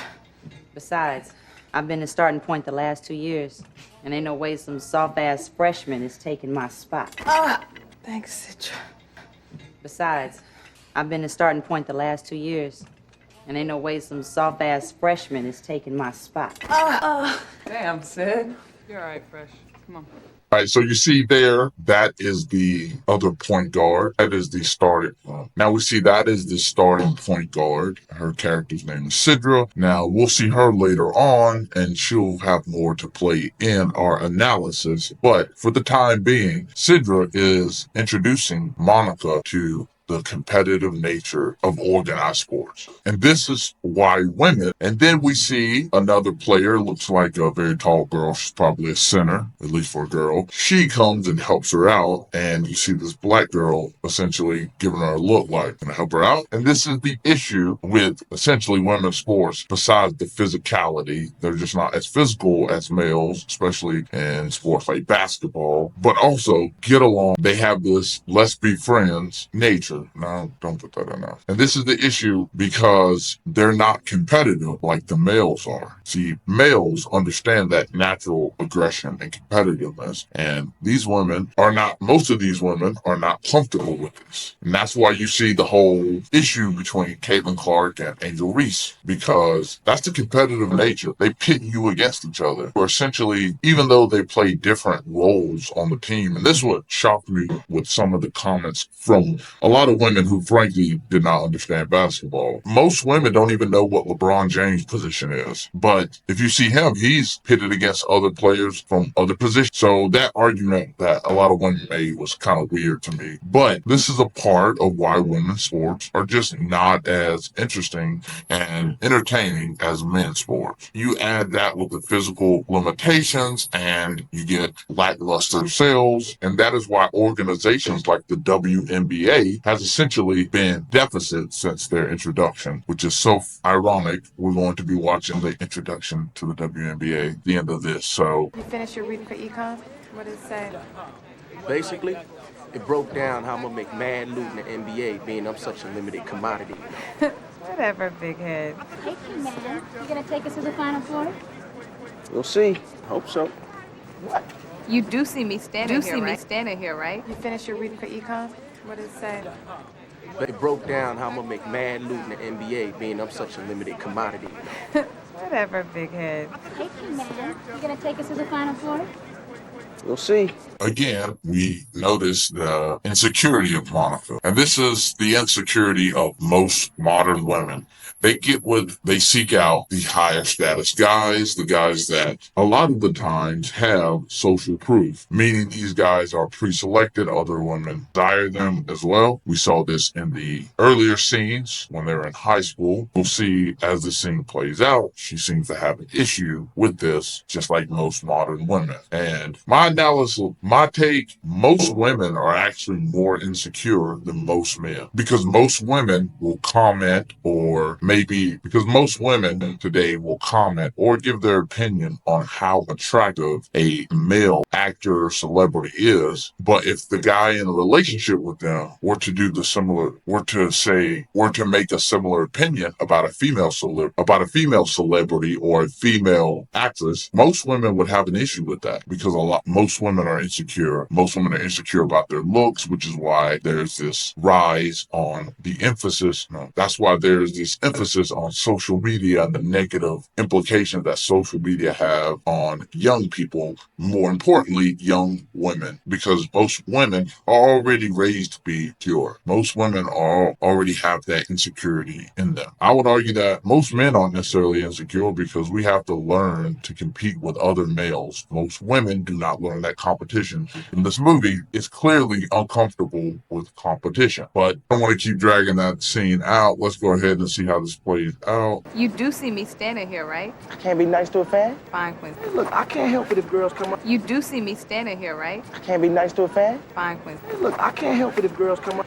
I said fine. So you see that he tries to make an appeal, trying to console her, to validate her insecurity. Again, a lot of modern women are insecure when you compare them to men. A lot of women complain that there's an unrealistic body image and style for women online. But if you look at plenty of men online, there's these V-shapes, tapered waist look, tapered waist, broad shoulders look that is also promoted on social media. How is that real? How is that as unrealistic? How is that more realistic than some of the images that you see online? Because of online for women. Now, granted, there is no plus size male models. You see a plethora of plus size female models, but you don't see that for males. So again, that is because a lot of modern women are insecure, which is why they need plus size models and they need body positivity because they're insecure about their bodies. Let's just be honest. Coach hates me, doesn't she? She hates all freshmen. What is up with that? I don't take it personally. I don't think just because we play the same position, we have to compete with each other. We're teammates. So what you haven't seen is the coach had a scrimmage. So what you haven't seen in the earlier scenes is that Monica had her first practice and the coach was on to her about staying low to the ground because essentially Monica's a point guard, and you're going to find that out in a minute from her teammate here. Monica is a point guard, so she has to stay low to help be able to defend as the other point guard is coming down the court. So she needs to stay low. If you have to get low, you're going to get burned. So you need to already be low to be able to transition. So the coach got onto her for that. Also, when they were running laps, Monica was at the back and the coach was yelling at her and the coach was telling her point guards lead from the front, not the back. So with that whole exchange, this is why saying the coach hates me. That is because most women are not accustomed to competition. Essentially, Monica is insecure about her abilities. And as I stated earlier, that is because she never learned to take accountability for her actions and her behavior on the court. She basically didn't learn much because she was too bullish. She was too bullheaded. So this is her insecurity popping up from that. She didn't take it as serious as she probably should have. Now, again, women are not comfortable with competition, which is why most women are not comfortable with competition. So this is why she says this, because she feels as though the coach doesn't like her because she needs to improve. This is the modern women right here. If you critique modern women, they take it as an insult that you don't like them. This is an issue with the modern women. And Monica is showing you this because the coach, all she did was tell her that point guards lead from the front, not the back. And she's the coach, so she's going to be expressive with it. And she's telling her to get low while she's on defense. So let's go ahead and continue on. Show me again. What? You like to pose so much, let's see it. Show me again. What? You like to pose so much, let's see it. You think I'm funny? I want you to stand like that for the rest of practice. Coach! I want you to stand like that so you get sick of it, because I don't want to see it again. Do you hear me? Now, this is the attitude rearing its ugly head again. This is the attitude, the behavior coming back. She's showboating. She's showboating on the court. Now, the coach obviously reprimands her for that. And there's the attitude rearing its ugly head again. Because I said she never learned how to take accountability for her behavior and her attitude on the court. And this is showing up here. Now, as the scene plays out, we're going to understand more of the reason why Monica is here. And as I stated, this is part of the messaging that modern women need not take accountability for their choices and decisions because there's always going to be something there to help bail them out. This is what they're programmed to believe. But let's go ahead and get... Dora, take your place. You better step off the court. What was up with practice today? Tried to kill us. AOT, can you hook me up with some socks, please? Yeah, I need my socks back. What am I, a sock lady or something? Now we see again, now you see the one player on the team, and she's going to come to her defense in a minute, but she didn't seem to like the way the coach made her get off. She didn't seem to like how the other girls were clowning Monica on the team. But that is how you build camaraderie. That is how you build camaraderie. Nope. That is how you build camaraderie. But that is how you build a bond. And this is how guys operate. This is how men on a basketball team would do. They would make fun of one another. This is just how men operate. But you see that all of these things are made to have a negative connotation on it. The girl gives the one player, the light-skinned girl, gives all the other girls a distasteful look. But this is how you help build strong teams. This is how you help build strong players. Now, let's go ahead and keep going because we got some juicy stuff popping up. Again, make sure you hit that video. Make sure you hit that like button. No other channel on YouTube, no other channel but the FM podcast is doing these epic breakdowns. Hit that like button, hit the subscribe button as well. Let's continue. That's what you get for trying to show out, freshman.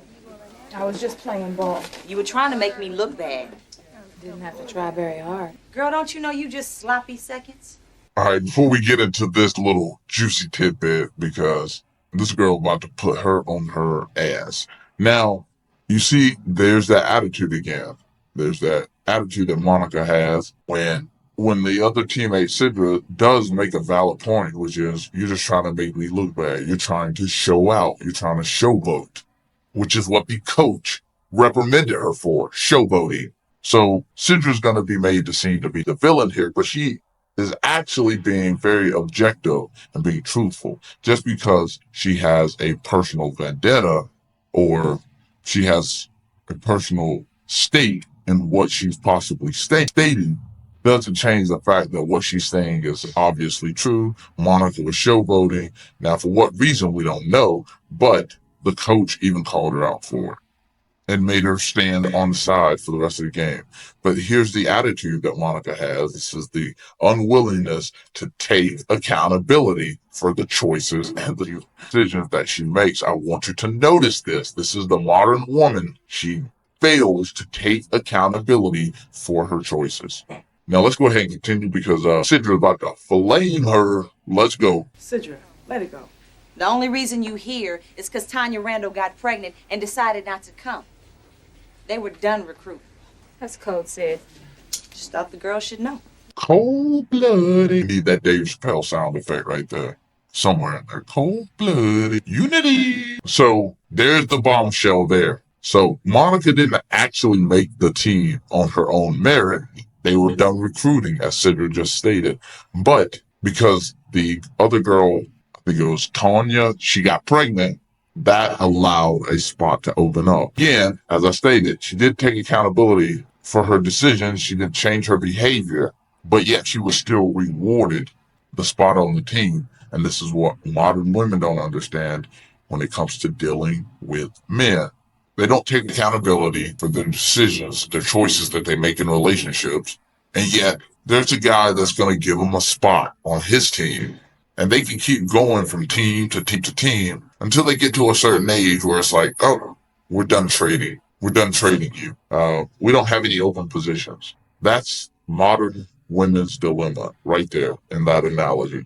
But You can obviously see that crush Monica. Is that going to get her to change her behavior, her attitude? Only time will tell, but only on the FM podcast can you see this. So let's continue. Don't even trip, Mom.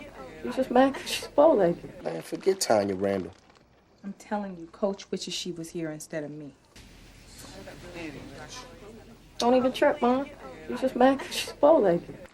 Man, forget Tanya Randall. I'm telling you, Coach wishes she was here instead of me. So prove her wrong. Look, I don't have it easy like you, all right? There's no red carpet laid out for me. Now you see Quincy's confident in her. He's trying to console her. Quincy's trying to console her, make her feel better, to help take accountability off of her. Now, notice what she responds to when he's actually trying to give her some comfort for her bad decision and her behavior, her attitude. She states that, I don't have it easy as you. I don't have a red carpet laid out. Now, here's the thing. Now, Quincy's playing ball. Now, Quincy's playing basketball. This is late 80s, early 90s. It's not even close. The WNBA hasn't even been formed yet. And the level of play on these college ball players for men at this time it's very high. So if Quincy is one of the top picks for colleges for playing basketball, he is obviously very skilled. And Monica is right here. She's throwing his abilities under the bus. Although he complimented her abilities earlier when they were kids, earlier in the scenes, he actually commented on her ability to play basketball. But here she's kind of throwing his abilities under the bus. Or you just have it easy. And this is modern women again, right? Or you just have it easy because you're a man. That's what she's implying there. So you gonna act salty all night? Yo, dog. About to order some wings. Nah, thanks, man. You know what, fine. Don't worry about proving everybody wrong. I mean, if you can't handle the pressure, I'll understand. That is so weak. No, I'm serious. I mean, who cares if you're never known as the first girl to be in the NBA? There, Quincy is actually stating the truth, which is she can't handle. She can't handle the level. She can't handle the level. She can't handle the level of competition. She can't handle the competitive nature of the sport. And he is actually commenting on that and making a valid critique of her attitude, her behavior. Again, this is the look she gives him because she just can't take constructive criticism like most modern women. Monica is the stand-in for most modern women. She can't take criticism. Her attitude is stank. Her behavior is atrocious on the court.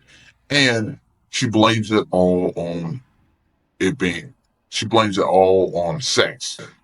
Even now, even though she's playing on a basketball team that is all women and coached by a woman, it's because she's a woman, not a guy. Because in the earlier teams when she was playing for high school ball, she said it's because she's a woman.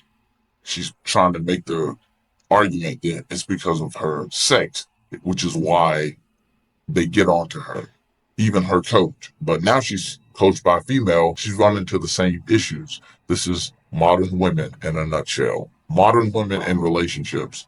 They run into the same issues from relationship to relationship, and yet it's everything else's fault besides her own. She refuses to be accountable for her decisions. Now let's go ahead and continue. Everybody knows you're gonna get more play being Quincy McCall's girl anyway. That's what you get. So that's how she takes criticism. She can't take a joke.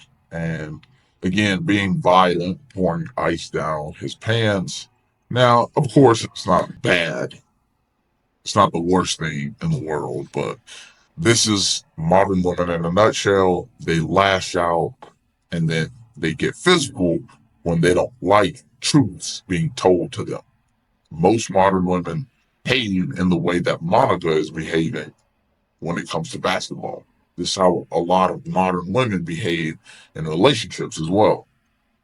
So again, I just thought it was very crucial to point that out before we move on to the next scene. Let's go ahead and load up this next scene. Earlier, now she wants to talk after she's fulfilled her obligations to her career. And you're going to see Quincy start to exercise right that, no, I don't want to just talk to you. And you're going to see Quincy start to exercise that right to not talk to her about things like that. At a time when he needed you the most, she wasn't there. At a time where Quincy needed Monica the most, she wasn't there, and all over her career, all over her job. She put that before him. Now, as I stated earlier, Monica is a representation of the modern career-minded woman, and you're going to see in most romantic movies her decisions and her actions not being held accountable. 1 second here, I'm going to line up this next clip. All right, so this scene here, we're going to be taking a look at more of the relationship between Quincy and his father. Again, we're going to pay attention to the dynamic and what's being said because, again, there's no other show on YouTube that does breakdowns quite like the FM podcast, in which we take a look at the media perspective and the message that it pushes through the media that we consume. That doesn't work with said media twice. So again, we're going to be taking a look at the dynamic between Quincy and his father. And again, we're going to break down some of the dialogue and we're going to analyze it. And we're going to decipher exactly what it's telling us, what it is telling its viewers. Because again, to shape behaviors, you must shape the mind. And to shape the mind, you must shape the thoughts of that mind. What you doing there? The door was unlocked. Still is. You can let yourself out. I messed up. I know that. But I ain't that kid's father. Lucky kid. I ain't saying it's right. Sometimes things happen. And some things should never fucking happen. Look, boy, you so perfect you can look down on me? So again, Dennis Haysbert's character, Quincy's father, is stating he knows he messed up, but he ain't the kid's father, which in my opinion is the main crux of destroying this family. Because if it's just cheating and there's no child actually involved, then why should both Quincy's father and Quincy's mom should not have involved him in their personal situation? But again, Quincy's father is stating that he is not the father of that child. And again, the movie does not answer that question. So it's just left out there in the ether. Again, I need y'all to make sure y'all like this video. Click down here below. I need y'all to like this video. No other show on YouTube is doing the breakdowns and the analysis like this podcast here. And so again, it's not proven that he's a father. And this is just a way to, in my opinion, denigrate the characters of black men, which is probably why Dennis Haysbert was reluctant to play this role when he played a similar type role in a previous film. But I wonder if he had the stipulation where it's not proven that he's the father of the child. I wonder if the original script had him or had them finding out that he was the father of the child. I wonder if this is what Dennis Haysbert negotiated so that he didn't necessarily portray that character in its entirety. A cheating man that fathered a child in another relationship. But let's go ahead and continue on. I'm not a lie. Your mama's real quick to show you those pictures, huh? No, she was 19 when she got pregnant. Now, don't get me wrong, you're the best thing in my life. But she knew I wasn't ready for no marriage. You trying to say my mother trapped you? I'm saying I handled my responsibilities like a man. Now, when you're in the NBA and you roll into a city, there's 100 girls waiting down in that lobby. So, what we see there is, and I knew this was coming up, so Quincy's mom actually did trap Quincy's father. That's why Quincy responded. Saying that my mother trapped you, I think that's quite literally what he stated. And he's going on to further explain to you how she trapped you. But He's saying he stood up and took his responsibility like a man, which I agree. Now, this is why I say it makes sense why Quincy's mom was saying all that stuff about women trying to trap him, because she was that woman. So if she was that woman to do that, it all makes sense why she would blow up her marriage, and because it's all about her. It's all about what makes her happy. So I'm certain that Quincy's mother made sure she got pregnant so that her father would feel obligated to marry her and make a family with her. That's why earlier she said in another scene when she's showing Quincy the photos, she said, "I used to be so happy being Quincy." She was saying, "I used to think I was so lucky being Quincy McCall's wife. But I am tired." Man, and that chick sounded like she living through The Color Purple crazy. She trapped the man, and now she's dissatisfied that as he's gotten older, he's seen more action because he has status, he has money and resources, and the young girl is coming to take her spot. That's what I said. But throughout the rest of this movie, she's gonna be seen as something noble, something to be highlighted, something to be praised. Listen to me. And there's 20 more that make it past security onto your floor. And the boldest one, right there at your front door. But again, Quincy's mother isn't the angel she is portrayed to be in this film, whereas the father is the devil that he is portrayed to be. Isn't that funny? So essentially, Quincy's mother is not the angel she is portrayed to be in the film. And I would go as far as to say that his father is not and I would go as far as to say that his father is not quite the devil that he is portrayed in the film as well, because he actually gives a lot of sound advice to his son, and his son just disregards it because of the cheating, because they don't find out if he's the actual father of the child in question. But that's why a lot of his father's advice is discounted. And again, this is a way in which modern women like to disregard the advice of males, especially when it comes to relationships. They want to know if you've been faithful, because if you've been faithful and you've been with a woman, you would never say these things. But I don't want to keep going on that tangent. Let's go ahead and continue on with this clip. Listen to me. And there's 20 more that make it past security onto your floor. And the boldest one is right there at your front door. After a while, man, it just becomes part of the game. I'm sorry I lied to you, and I shouldn't have. But I only did it because I didn't want to see that look on your face that you got right now. But I only did it because I didn't want to see that look on your face that you got right now. So he said that he's sorry that he lied to his, but in actuality, he never lied to his son. He never said he didn't sleep with the woman. He just said that he wasn't the father of the child. So now he's apologizing for something he didn't do, which has been established in the story. But if you're not paying attention, you wouldn't catch that. And Quincy's father is still trying to guide his son, trying to give him advice. And his son is going to disregard that. He's going to discount it. He's going to discount his advice because, as I stated earlier, that's a way to denigrate the black male, and the advice that he gives is that he's a cheater, so that's akin to him being a liar, which he did say that he lied, although we know that he did. But now he's still trying to give Quincy good advice, but Quincy's not going to take his advice, he's not going to listen. He's going to do the opposite in spite of his father's good advice, and they want to blame it on the male. They want to blame the spiraling on the man, when in reality, Quincy's mom played a pivotal role in Quincy's spiral, because she could have held on to this information for a while, because she could have held on to this information for a good bit before telling him when he's older, when he's more established. She told him during a pivotal time and showed him actual evidence of his father hooking up with another woman. So Quincy's mom plays a big role in Quincy's downfall, and the movie portrays it as Quincy's father is the reason for the big downfall. Quincy's father is the reason for Quincy spiraling out of control. Well, let's go ahead and wrap this scene up. Got a little more to go. Since we're being so honest, I figured that I'd tell you I decided to drop out of school and turn pro. Oh, boy. Damn! I know you're mad at me, but I cannot let you do this. I always thought Kant wasn't in the man's vocabulary. Mic drop. See, they set that up so he could say that line about his father, so that he could say, I thought a man never says the word, or can't isn't in a man's vocabulary.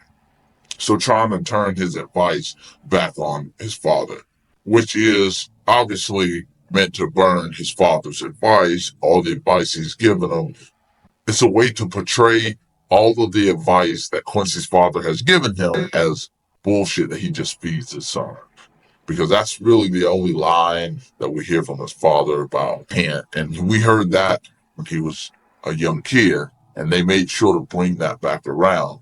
And back when I was younger and I seen this movie, back when I was younger and I watched this movie for the first time, I thought, ooh, burn. But now I see it more as, they want to make sure to tarnish whatever advice that Quincy's father has given him, to show that men that they're liars and they don't give good advice. But as we will see later on, that his father actually gave him pretty sound advice. Quincy just didn't want to follow it, and he in fact did the opposite to spite his father. And this is all because of the mother. See, my take on this film, the mother did a lot to blow up her family dynamic. And that is because, to be honest, she was a gold digging whore. And that was, to be honest, because she's a gold digging slore that tried to, and in my opinion, that's because she's a gold digging slore that trapped Quincy's father. And now there's no value. She wants the divorce so she can get half of the money, half the house, and all that stuff, and still try to hold the moral high ground. But she's trash, if you ask me.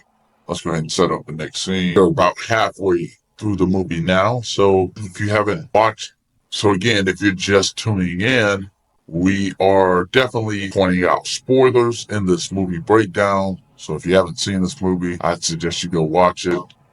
Then you can come back here, watch this breakdown, and then go watch it again, see what you learn, see what your take is.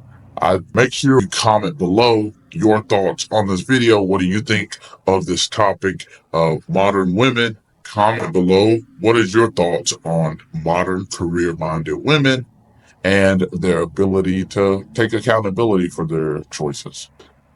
But let's go ahead and continue on with this scene here. But let's go ahead and continue with the scene here.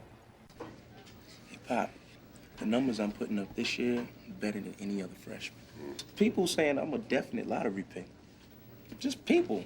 Tell them to mind their own damn business. So here we go again. The father. So here you see Quincy's father giving him sage advice, which is stay in college, get a college degree, then enter the draft. You'll learn more as far as your abilities go on the court, and you'll have an education. It won't be for nothing. And this is because his father has experience with this. Now you're going to see this sage advice and all of this get thrown out of the window when Quincy sees that his father has fallen from grace. So I want to point out that Quincy's father is still very involved in his life. He's going to be demonized, which I found it ironic that Dennis Haysbert didn't want to actually. I find it ironic that Dennis Haysbert actually gave some. I find it quite ironic that Dennis Haysbert actually was hesitant about playing this role because he, I think, had played a role previously and Waiting to Exhale, where he was a bad character in that as well. And he didn't want to play another character that was known for infidelity, essentially. So if you don't know where that's going, obviously he's cheating. So we'll get to that. But this is the ultimate trump card that women like to use to denigrate a man's character. So let's continue on. I don't want to give away too much, but he's actually about to give you a bit on this. So he's about to actually give you a little bit on this. I don't want to give away too much, but let's go ahead and continue on. Quincy, give yourself time to develop. Get an education. The NBA ain't going nowhere. Right. The sooner you go pro, the sooner you got to deal with the mess I'm dealing with. What mess? So again, as I stated, his father is giving him sage advice, and some of this is based on experience. And as you'll find out later, a lot of it's based on experience. But it doesn't change the fact that it's pretty good advice that he's given his son, which is to stay in college, learn and develop your skills on the court, and also get an education. It's a 2-for-1 deal.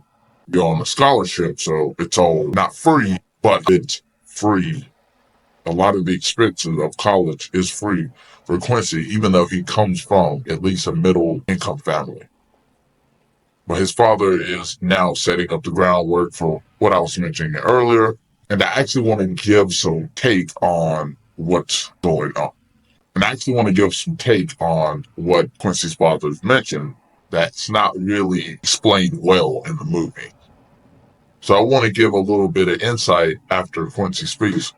So I want to give a little bit more insight on what Quincy's father is about to tell him, because the movie never really delves or explains much.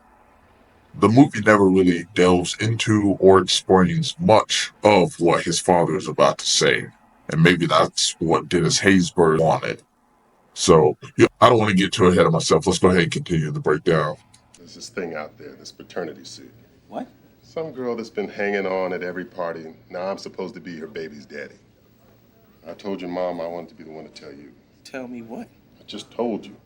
So that's essentially what it is. He has a paternity suit, so a woman is making a claim that her child is his. And what I want to say about that is the movie never actually answers that question.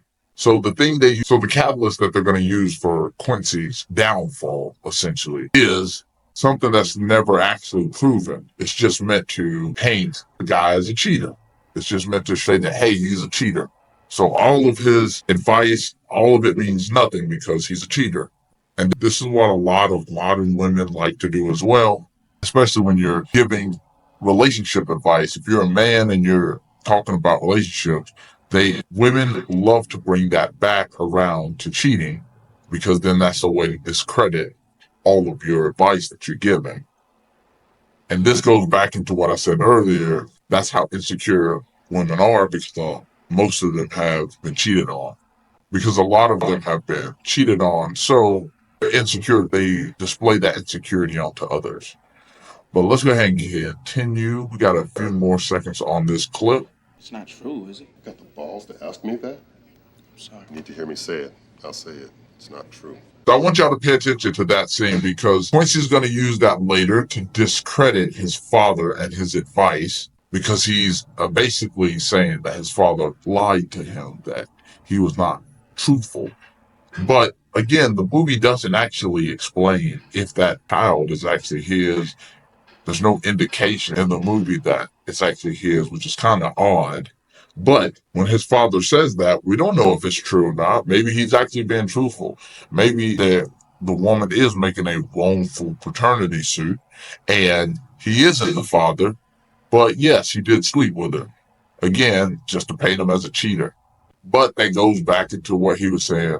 But that does explain the advice that Quincy and Quincy's mother, more importantly, gives Quincy about young women and them trying to trap him. When his father says that, we don't know if it's true or not. Maybe he's actually being truthful. Maybe the woman is making a wrongful paternity suit, and he isn't the father. But yes, he did sleep with her. Again, just to paint him as a cheater. But that goes back into what he was saying. But that does explain the advice that Quincy and Quincy's mother, more importantly, gives Quincy about young women and them trying to trap him. So let's go ahead and continue on with the next scene. I'm gonna pull that up. Again, if you like this kind of content, you want to see more of it, I'm gonna need you to hit that button. Make sure you hit the subscribe button. No other show on YouTube is going to give you the content like FM Podcast is, which is real-time media breakdown, which is actual media analysis and breakdown, and the propaganda that they're trying to push. No, and the messages that they want to push with this media that they are trying to get the masses to consume. So again, remember, this is about changing behavior, changing minds, changing thoughts. So again, this is about changing thoughts, changing minds, and changing behaviors, changing beliefs. And again, and this movie is giving out a lot of information on the way that men and women actually interact, but it's hidden between dialogue. And that is what the point of the FM podcast is, to take that dialogue and actually decipher and actually analyze the meaning of what is being said and what is being shown on the screen. So again, no other show on YouTube is doing what the FM podcast is doing. Again, I'm the black man. I need you to hit that button or I will find you.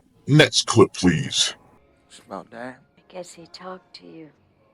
Swear the truth's bound to come out sooner or later, right? And whose truth are you talking about? Oh, we can't let something like this break up the family. So in this scene, you're going to find out that both Q is going to come to a realization and him and his mom is going to have a talk about what is going on, even more between his father. Now, spoilers alert, she's going to be giving away some vital information. But again, this is just going to prove the earlier point I just made from the earlier scene that we just broke down, that this is just to paint his father as a cheater and to discredit all of the information, all the ideals and beliefs that this man has given. So this is how modern women discredit men and their advice, because they try to make the point that because they cheat, they're not good men. I think Simone B just made this dumbass argument, I don't even know, a couple years ago, talking about how Martin Luther King was not a good man because he was a cheater. So this is why I'm assuming Dennis Haysbert didn't want to play this character at first. He was hesitant to play it because he didn't want to play another role in which he is a cheater. He didn't want to be typecast because he understands that socially that people outside of the movies are still gonna have this idea in their head about him. That's how powerful that accusation is. It can really damage a man. So women love to try to use that. And you'll see in this scene, this is exactly what Quincy's mother wants to do. And Quincy makes a good point when he says, you're not going to let this break up the family. And spoilers alert, she does just that. Let's continue. You do believe him, right? Don't you? Just let it go. Oh, this ain't nothing but about money. Quincy, please. How many times you yourself done told me to watch these hoes out there? I should have been telling your father that. You gonna take the word of some trick over Pop? Now she says, Q, leave it alone. And you can just tell she's begging to give him this information. She's just ready to let him know the information that she has because she's pulling it from underneath where she's sitting. She's sitting out there, she's drinking. And this is so she doesn't have to take accountability for the decision she's about to make, which is blowing up her family. And Quincy makes another good point when he says, didn't you always tell me about these women trying to trap dad? And as we'll later find out, that is because mother has plenty of experience in that, as we'll later see. I don't want to give away too much, but Quincy also states that it's just about money, which it could possibly be, because again, we do not know once this movie wraps up if Quincy's father is actually the child's father in the paternity suit. We don't know if Quincy's dad is actually the father of the child of the woman that's filing the paternity suit. We don't know if Quincy's father is the father of the child of the woman that is filing the paternity suit. But I don't want to get too far ahead of myself. We're going to keep breaking this scene down. Again, I need you to hit that button. No other show on YouTube is doing what we're doing. You're sitting here with the black man. None other than the black man. I need you to hit that button. I want you to hit that button. I have to have you hit that button. Grab all. Hit the button. Give us a follow. Let's continue. I hired somebody. Ain't that pathetic? After all his late nights and his meetings, and I still needed proof. I used to think that I was lucky being married to Zeke McCall.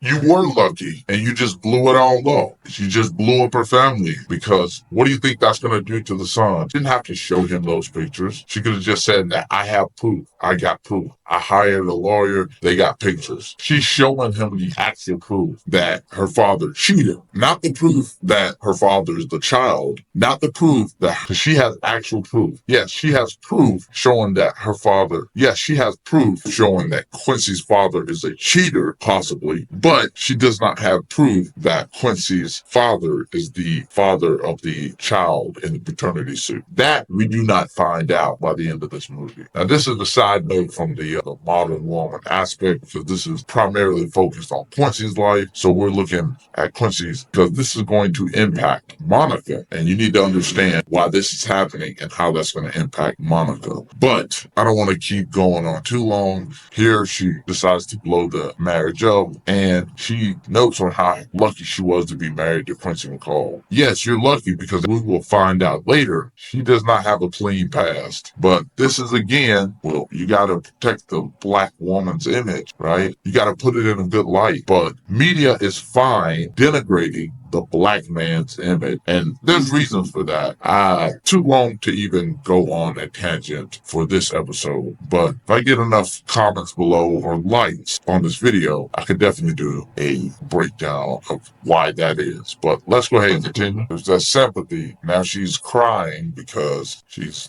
broke up her family. She wants to be consoled for her decisions, which are incorrect in my opinion. She didn't have to show him the pictures. She didn't have to even discuss it with him. And to be honest, Quincy's father should not have talked about it with him either. If they decided to split, they should do that, Quincy's parents, but their relationship problems, that should be between them. That is the worst thing you can do to children. And you'll hear women complain, a lot of women complain about the fact that children grow up in these violent or these contentious households, but then they believe that the children should be privy to private information that could damage the children. Because these things have, as you'll see, Quincy is an adult and they're going to have repercussions. These choices, that the decision that both of these parents make to involve their child in their marital fit, their marital affairs, is going to have consequences. But I don't want to keep delving on that. Let's continue on. We got about a few more seconds left on this clip. Now, again, I'm going to keep driving this point home because movies and television shows do not put scenes into their works unless they serve a purpose. A lot of these scenes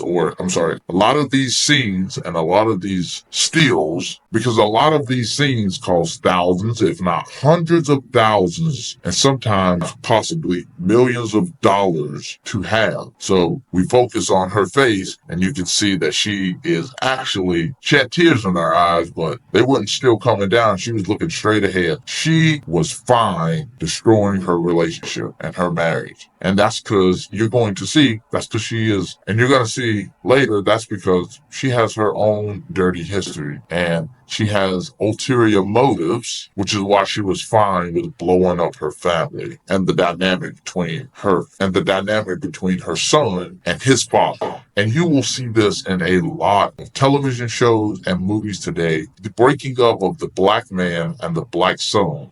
If you look at any of the Power franchises, right? Power, Raising Kanan, the original Power, and Power Book 2 Ghost, they all are shown breaking that bond between the black male figure and the black son. And that's, again, if y'all want to see a video on that, y'all need to put that in the comments below. I'd love to do some research. I'd love to put more research and actually produce something like that, talking about the representation of black men in films and television shows. Because, again, that's because there is a detailed reason why that is, why black men are represented the way they are in film and movies. So let's continue on. Let me go ahead and get that next scene loaded up. I hope y'all are liking the content. I hope y'all are getting plenty of value from this content. If you like this content, make sure you hit that like button. If you're just joining us, spoilers alert, we are breaking down and analyzing the movie Love and Basketball, and we're talking about modern women and their career choices and the decisions that they make. But let's continue on. We got another scene here, and this is going to be a pivotal scene in the entire movie. This is what's going to be essentially what makes the movie reach its climax. The scene here is going to be pivotal for both Monica and Quincy. It's going to play a pivotal role in how the movie finishes up. So let's go ahead and continue on. I know he messed up, but that doesn't change what he's been to you. What has he been to me? Man looked me in my eye and he lied to me like it was nothing. Now, we see in that scene there, Monica actually gives pretty good advice that doesn't change what he means to you. And then Q answers, what does he mean to me? How can I take his advice serious? He just looked me dead in my eye and lied to me. Again, 2 points. It hasn't been proven that he is the father of that child by the end of the movie. So he didn't lie to you. He never said he didn't cheat. He said that he wasn't the father of that child. Secondly, as I stated earlier, this is to discredit anything that the man has given him advice-wise, because this is a thief, a liar. It's essentially like calling someone a liar. Do you listen or take advice from a liar? And that is why they paint this narrative. So again, the narrative's been painted on this black man, which again, Dennis Haysbert was hesitant about playing this role, but his advice, which is pretty sound if you ask me, because you'll see how it plays out later in the movie, his sound advice is just disregarded. And everything that he's ever taught him is disregarded because he is like a liar. Nothing he says means anything. But again, we don't know that he lied. The movie doesn't explain that part. But let's continue. I never thought my papa would do something like that. He says, I know that there are men that dog out their wives, but he never thought his father. Well, now, I disagree with that. I don't think he dogged out Quincy's mother. She's staying in a lavish house. She has everything she probably needs. She probably doesn't work because there's no emphasis on her working. They don't ever show any scenes of her working or having a job, even in the beginning. And he married her, gave her the last name, and we'll later find out why that is. But I would say that he's dogging his wife out. Now, this scene is also meant to show that men break up families. Men are the reason that families are caused to break, not women, even though the stats obviously show that women are the ones that break up marriages 80% of the time. But a lot of women like to draw the parallel. Well, that's because men are cheaters, and that's why the women leave, because they are not going to get cheated on. And that's not actually the numbers show. It's not infidelity, it's irreconcilable differences, but we know it's actually irreconcilable differences or finances. Those are the top two reasons why men and women typically get divorced. Nothing to do with cheating or infidelity, but this is again to paint the narrative that this is why families are caused to break because men cheat. This is just again to paint a negative analysis on men because again, this is a romantic movie. Romance movies always put the blame on the men, or it never really holds the woman accountable for her choices and decisions. Because we're going to find out later that Quincy's mother has her own choices and decisions that she has made as well. Again, she doesn't want to be held accountable for those. The movie doesn't hold her accountable for those decisions or choices. All right, now here we're going to see how the movie takes a turn, which comes back to our original thesis on this film. This is the choice that modern women have to make.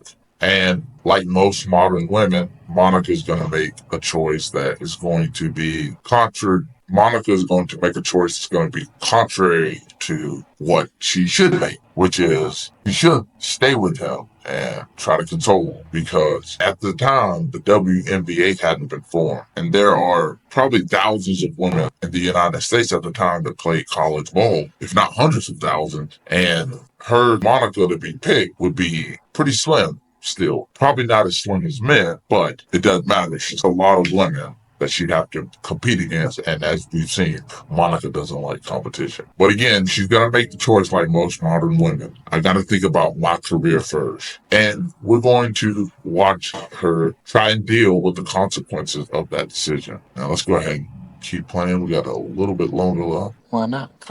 Why not? Coach has us on 11 o'clock curfew. If I'm late, I don't suit up. So here she is making the choice that, like I said, most modern women make, which is I'm going to choose my career over my man. Because remember the name of the movie, Love and Basketball. She has to make the choice between love or basketball, or does she get them both? Oh, to find out, you got to stay tuned for another episode of the FM podcast. Not just kidding. We're going to break that down by the end of this episode, but she is stuck between the choice of love or basketball. And you see that she's making the choice for basketball right now. And this is what I mean by this movie teaches young women to choose career first. So she's making that choice because she's young. I'm going to choose my career over my man because I can get another man. That's how most modern women think. But as they go up in their status and their financial abilities, their standards for men go up as well. They're not going to date a guy that they feel is beneath them. That's just how women operate. Men do not operate in that way. Men will date women who they feel are beneath them or less than them. Men will date women who they feel are below them. Women don't typically do the same. That means that guy will have some kind of status. Maybe he'll have money. Maybe he'll have good looks. But women typically do not date below themselves. That's just how hypergamy works. But here you see Monica choosing the decision to choose her career over her man. So for now, she's choosing basketball. But let's see how that plays out by the end of this movie. All right. I can stay a few more minutes. I'm sweating. For real. I should be alone right now. All right, so you can see he's clearly bothered by the fact that she didn't want to stay, which is quite understandable. I'm going through something very tumultuous in his family life, right? His parents are splitting up. His father has been discovered to be a cheater. He's possibly got a child with another woman on the way, and she's choosing to sub for one game, because I'm assuming it's going to be for one game, because I don't see why the coach would do that for multiple games from one infraction. So she's choosing to suit up for one game. And we're going to see why. Well, I don't know if we got the scene here, but that's because she is going to play well in that game and the coach is going to give her a promotion, just like at work, right? Now, he then says, it's all right, I should probably be alone right now. Wants to be alone in that time. You want someone to talk to, whether it be one person or two people or three people. You're going to want someone to talk to just give you some insight that's from an objective lens. And the best person to do that would be Monica. And she's telling him, no, I got to play a game tomorrow, so I can't help you out with this. I can only stay for a couple of minutes. This is the modern woman in a nutshell. Modern woman, ladies and gentlemen. Let's give it up. All right, let's go ahead and get our next scene started up. All right, now this scene here we haven't seen is the starting point guard, Sidra, who is the Monica on the team, right? She actually, I think, injured her ankle, and so Monica actually played this game as the starting point guard, I'm assuming, or at least one of the alternates, and that's why you see this chick here, she's got a crutch. Now let's listen to this exchange here, because this is going to give us a lot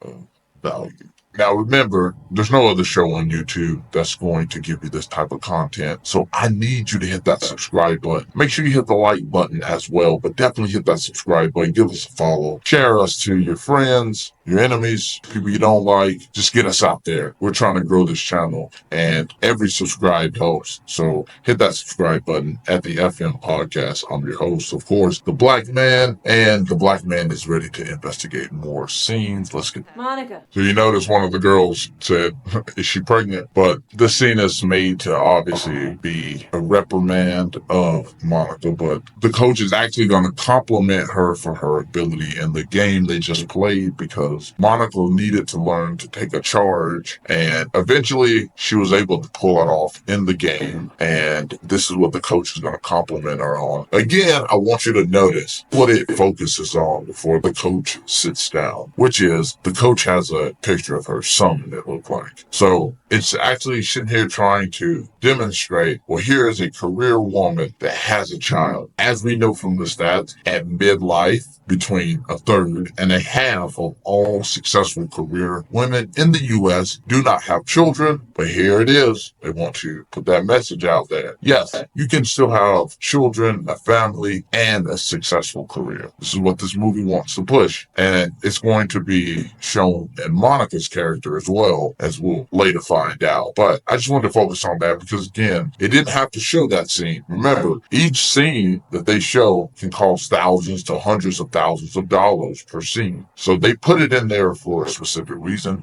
They made sure to focus on the fact that she has a child. Just thought y'all should know that. Again, you're not going to get this you're not going to get any type of value like this other than the FM Podcast. Make sure you hit that subscribe button. Give us a follow, because every follow helps us immensely.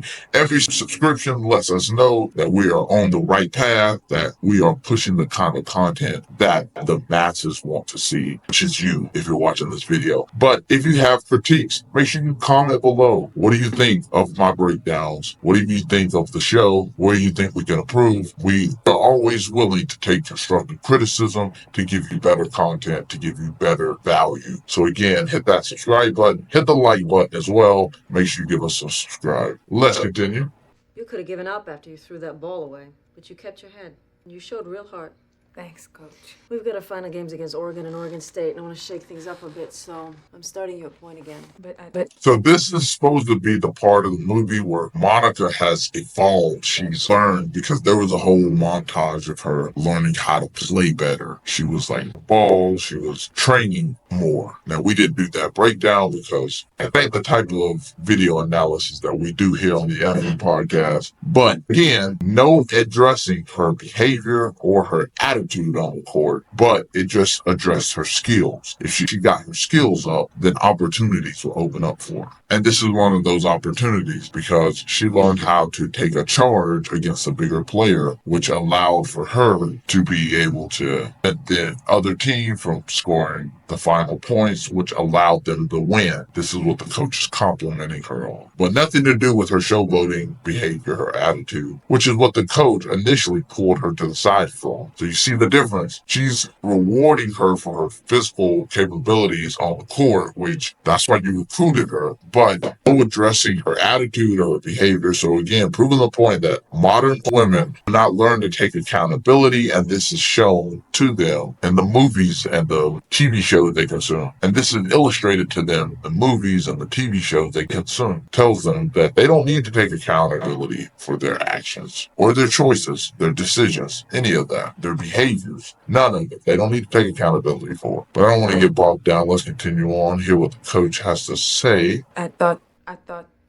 Sidra's ankle was okay for next game. You want the job or not? Yeah. What?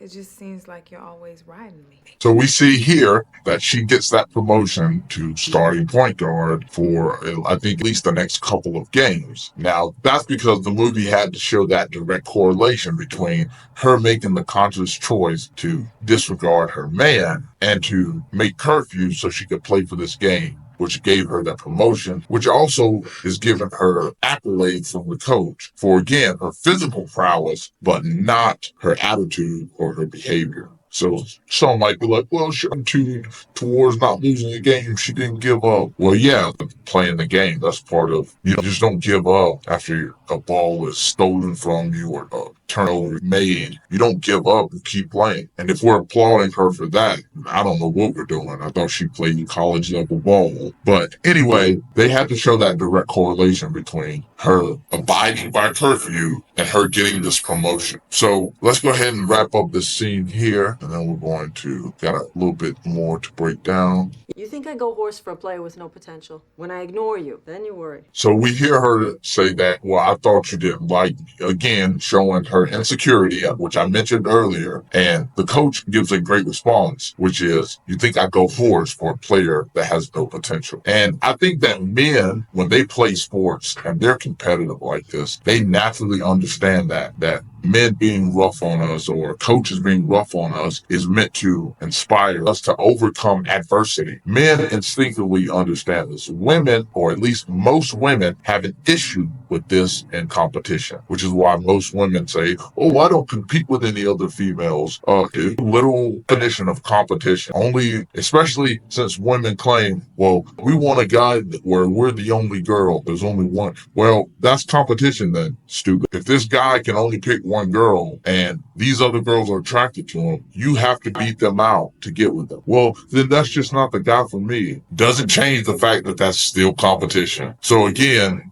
Monica needed to be consoled though, because she doesn't do well with competition. This is the modern woman needing to be consoled. This is competition. You got to understand that. You got to compete. And the coach had to basically baby her a little and say, well, I do that because I find that you have great potential. Again, you're not going to get any kind of value on any other show on YouTube like this one. No other show is breaking down this media garbage that's being fed. This movie is old. This movie is 2001, but this is the type of content that they like to feed young women and young males so that they can change minds and change behavior. But again, she needed to be consoled by her coach that she was doing good. Now, because the coach has actually told her this, though, it has less of an impact because now now when the coach is being hard on you, you don't know if she's being hard on you because she wants to inspire you to get over, she don't know if she wants you to overcome something, or because she's actually just scolding you, meaning now that the coach has told her that. But again, this is the modern woman, right? Insecure, they need to be consoled. They need to be told that they're doing good. They don't like competition. And again, Monica is the modern woman. She's a stand-in, a representation of the modern woman who refuses to be accountable, has an attitude, put her career above her man. And this is what modern career-minded women come with. These are the traits and behaviors they come with. They can't take accountability for their choices, their decisions. And just like Monica, they need to be consoled at every turn because they're actually insecure. But let's go ahead and get to this next scene that started. So it looks like we are getting ready to wrap up on the third quarter of this movie, which would be the college years. I think I have a couple more scenes to break down, then we'll be moving on to the fourth and final quarter, keeping up with the basketball analogy. All right, so let's get this clip started up so we can get into our breakdown. Only on the FM podcast. Make sure you hit that subscribe button. Hit the like button on your way in, and let's continue. It's just a game. What?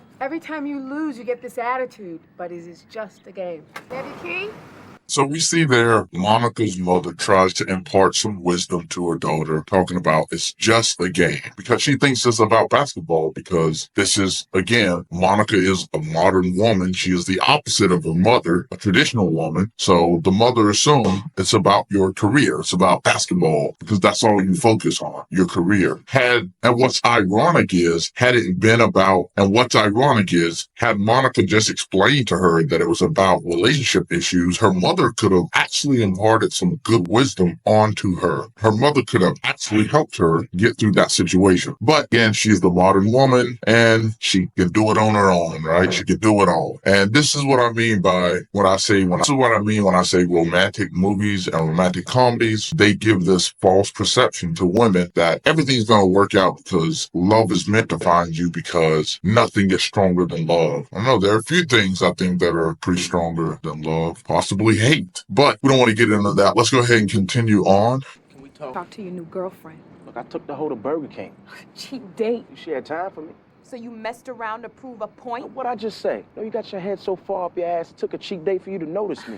What cute man? Did I forget to kiss your ass like everybody else? You forgot to be there. Maybe after he said that. Now notice what he says to her. This is very important. When she says, which is kind of crazy that she just kind of throwing his feelings to the side. That went through something pretty tumultuous in his life. His father, him learning that his father cheated on his mother and their family's probably going to be broken up because of potential paternity case. She throws that all to the side, but she throws that aside as to say that is kissing his ass to help him through that, to talk him through that. And what does he say? And this is the point for modern career-minded women and modern women in general. For the most part, you forgot to be there. And that's the hard part that at least career-minded women have an issue with, is they can't be there because they're so focused on their career. They're so focused on excelling in their career that they put their job over their family and their man. Now, these are those sacrifices that I was talking about in my opening, which is women have to make these sacrifices for their career, as do men. However, men aren't punished for that on the back end for the most part. Most men are not punished for that decision to sacrifice relationships and things of that nature earlier in their life. However, women are, because they have a time clock. Again, I'm going to do a live about time, but time is not on a woman's side. She has a limited amount of time to get pregnant. She has a limited amount of time to attract what she might consider a suitable mate. And she has a limited amount of time to have children and a family, at least one of her own. But that night got to be there. Now, Monica, again, just like the modern woman, right? Like most modern career-minded women, she just threw his feelings to the side. Whatever he was going through, it's not more important than her career. You got to remember, this is a time before the WNBA, right? This is a time where the WNBA hadn't even been formed, in which even after they got formed, they still have lost money year after year. They've been in a deficit since their formation. But this is a career-minded woman here. She wants to put that above a family life. But let's go ahead and continue on. That night you wanted wanted to talk about your dad. I had curfew. What was I supposed to do? Stay. If I stayed, I wouldn't be... Or at least you got your priorities straight. I never asked you to choose. You never have to. I'm a ball player. If anybody knows what that means, it should be you. If basketball is all you care about, why you boning me? If basketball is all you care about, why you boning me? Again, Quincy makes another great point that just flies over a lot of modern women's head, which he says, at least you have your priorities straight. And she says, I'd never asked you to make that choice. And he tells her, you wouldn't have to, because that's more important to him than basketball. As we'll later find out in the movie, that Quincy doesn't even possibly like basketball like that. Possibly not even as much as Monica. But again, he says, you got your priorities straight. She goes on to say, I'm a ball player. I'm a career woman. So again, as I stated, most men will punish you for that choice to be a career-minded woman earlier in your life and then try to settle down later. That's where you get women hitting the wall, which is really just a conceptual mindset of how time has passed for you. No matter the amount of working out, no matter the amount of makeup, Botox injections, you can only slow time but so long. Father Time is undefeated. But let's go ahead and continue on this clip here. Why don't you bone Dick Vitale? Wait a minute. Hold on. The next time you're feeling neglected or whatever, you're not going to just run around on me. There's that insecurity again. Because if you listen earlier, he stated he just took the chick to Burger King. He didn't do anything with her. He never even implied that he did anything with her. But it took that date for her to even notice. It took a woman coming in and being able to talk to him before Monica even noticed what was going on. And it wasn't like he was sneaking and hiding. It's just that Monica is so wrapped up in her job, her career, basketball. That's why the movie is called Love and Basketball. She's so focused on basketball, she hasn't focused on her love. She hasn't focused on her romantic relationships, which again, as I stated in my opening, you have to make those sacrifices if you want to be successful in your career. However, for women, they got to make that choice, whether they're going to make that sacrifice, knowing that it has far more ramifications than it does for men later in life. But let's go ahead and continue on. We've got a few more seconds on this clip. If we're gonna be together, I have to be able to trust you. I'm not asking for us to be together. What? I'm going through a lot of shit right now. It's obviously more than you got time for. How are you gonna tell me what I have time for? So again, going back to not being able to be there for him. Guy has been going through something very... Monica should know this. They've been childhood neighbors or friends even, right? She should know how devastating this is to Quincy. She doesn't even know that he's getting ready to say this. He said he needs some time to himself. He's not even asking to get back with her because it's obvious she doesn't have time for him. And that's what he states. And what does she say? How can you tell me what I have time for? This is the modern women. When you make an objective statement about how most women or most men operate, but specifically most women, a lot of modern women, because they're soft, a lot of modern women, because they're narcissistic, look back at themselves and say, how can you tell me what I have time for? How can you tell me that I can do this, that I can't do that? Well, we're not telling you that you yourself can, but we're just telling you the stats that most women fall prey to this. Most women fall prey to their careers and thinking that I'm providing enough for my guy. I'm providing the things that he wants because I'm successful in my career, and that helps towards the family. And women just don't understand that men and women are not the same. We are attracted to opposite things in each other, and we don't care about your ability to provide towards a family. And part of that is actually being there. But let's go ahead and finish up this scene.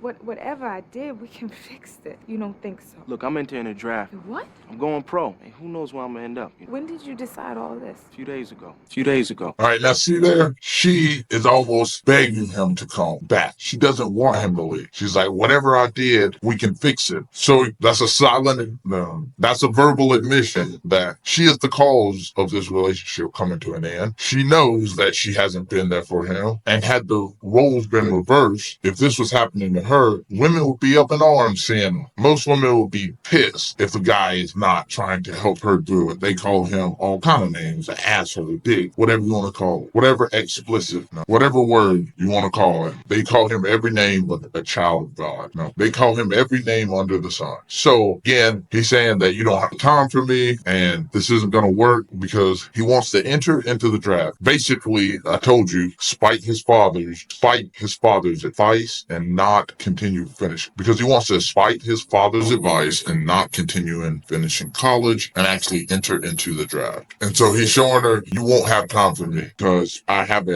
everything set up to be changing, and since you don't have time for me, I'm gonna. And he might not even have made this choice had she been a calming voice. But let's go ahead and get the next scene up. I need y'all to hit that button. Make sure you hit the subscribe button as well. Give us a follow. Every follow means a lot to this channel. It's gonna help us grow, help us push out more content like this. Because only on the FM podcast you're gonna get this type of content. You're gonna get this type of analysis and break down modern media. So again, hit that like button. Make sure you hit the subscribe button as well. Hit that bell notification for all future updates and content. On to our next scene. All right, now it looks like we're moving on to the fourth and final quarter. So there was a transition in between these two scenes in which now Monica is playing internationally overseas, and we're going to see a few scenes. So see, the story typically follows Monica for the most part. So this is what I meant by and told us, well, even one of the critics gave us his analysis of the movie and talked about this as well, that Monica is essentially the main character in the story. And it shows by the fourth quarter following Monica. So again, this is her overseas playing ball. Let's go ahead and get it started. All right, again, so as I stated, Monica is playing overseas with, it looks like Spain. I think she's in Spain. So we see that she has continued to play basketball. She seems to have chosen basketball. She chose her career. And they're actually in the locker room. Looks like they're about to enter into a final game. So again, taking the Brittany Griner route, playing overseas because there's no money in basketball. The WNBA hadn't been formed yet. Women like Brittany Griner going to Russia, thinking that America is a shitty country, going to Russia and getting caught with some weed. And you got like Brittany Griner going to Russia talking about how bad America is, and they catch her on some minor shit that she would have gotten next to nothing over here in the United States for, but they about to throw her ass in prison for a decade. So we see the WNBA hasn't changed much in the 20 plus years since its formation, because you still have players like Brittany Griner going overseas to play ball because they're just not entertaining. They don't sell enough tickets. So let's go ahead and continue on with the scene. Lisa, what'd he say? He said to give the ball to you. So the coach, I assuming, because we heard defense, I guess he's like defense, and he said, give the ball to Monica. This is what Monica's teammate told her. Now, this just goes to show the level of play and skill in female basketball. Just give the ball to Monica, because this sport is because women play at such a high level that really one player can make or break the game. Like, you couldn't just, as great as Kobe was, you couldn't, in like a championship game, just keep giving the ball to Kobe. They're going to double team that player. But the skill level in this is obviously much less, because you can just give the ball to one player and that player can, I guess, dominate and run the game. But it's kind of almost like Ronda Rousey-esque. Ronda Rousey went on that whole run in the UFC. It was like, oh, such a dominant run. Yeah, you're fighting cans. You're fighting hostesses, waitresses and shit. So we see now, though, the level of skill in women MMA is much greater. Like Rousey probably couldn't crack top 10 today. But I don't want to get into the whole Ronda Rousey sob story. Let's go ahead and continue on. What's up, Sidra? What do you know? I'm gonna love winning this championship in your house. How do you say you're dreaming in a time? This ain't college, and I ain't on crutches. I'm Sidra. But what do you know?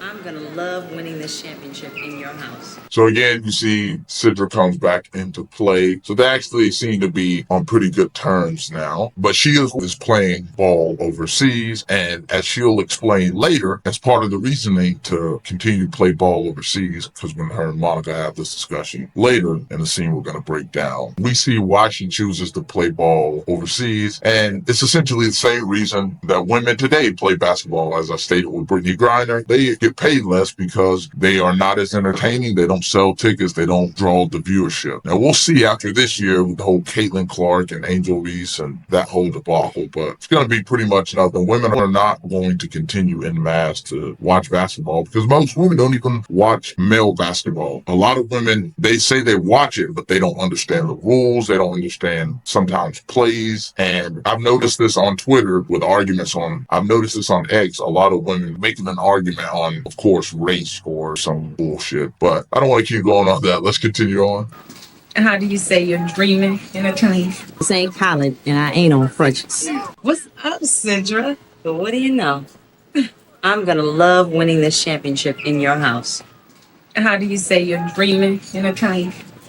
This ain't college, and I ain't on crutches. All right, so we see that Monica and Sidra are now playing overseas, which goes back to the point I was making earlier with Brittany Griner, which is women's basketball is not entertaining, which is why they don't get paid as much to play in comparison to the men, especially in the United States where basketball is very popular. So they go to play overseas, just like a lot of WNBA players do even today. And that is because they don't draw the ticket sales, they don't fill up arenas, they aren't entertaining. And they were talking about pushing more money into the WNBA as an organization. Even if you were to do that, give it more promotion, the level of skill and play is not as entertaining. And I've noticed this on X, that most women don't even know the rule set to basketball. They don't understand the difference between a double dribble and a travel, for instance. So what you'll see is a lot of women just whining and complaining online. And this is why men don't enjoy women coming into male-dominated spaces, because they just do the same thing. They just whine and make complaints. But let's go ahead and continue on with our next scene. We are about 3/4 of the way through our breakdown. I need you to hit that like button if you are enjoying this content. Make sure you hit the subscribe button as well. You're going to get all of our brand new updates and contents if you hit that bell notification beside the subscribe button. Thank you again. Every subscriber is crucial to our channel growing. So if you want to see more content like this, you got to hit that subscribe button. Let's continue on. You take that damn thing off the table? Oh, you mean my championship trophy? My bad. You are still a cocky bitch. So you notice she had that on the table, which is her trophy that she obviously beat out Sidra's team for, because that's the level of skill in a basketball game for pro women at that time. One player can dominate for the whole game. Anyway, I digress. Anyway, I'm getting off track. But notice how that's comforting to her. She has her trophy. She has what she wants. And the guys walk by, and you can tell that Sidra, she's noticing them, and they're noticed. But this is the plight of a lot of career-minded women. They don't have time to think about romance and romantic relationships because they're focused on trying to be the best. And a lot of the times they're obviously not the best, but they're just trying to run a rat race to get to what they deem the top of the food chain. So she don't have time for romantic relationships. All she has time for is basketball. And this is a lot of modern women. They don't have time for relationships till it comes a time they can't get the ones they want anyway. So let's continue on. So, what are these Spanish guys like? I wouldn't know. What? You mean you've been over here 7 months and you ain't tapped nothing? They're just not my type, I guess. Them Italian boys, they love them some black women. They can't get enough of me.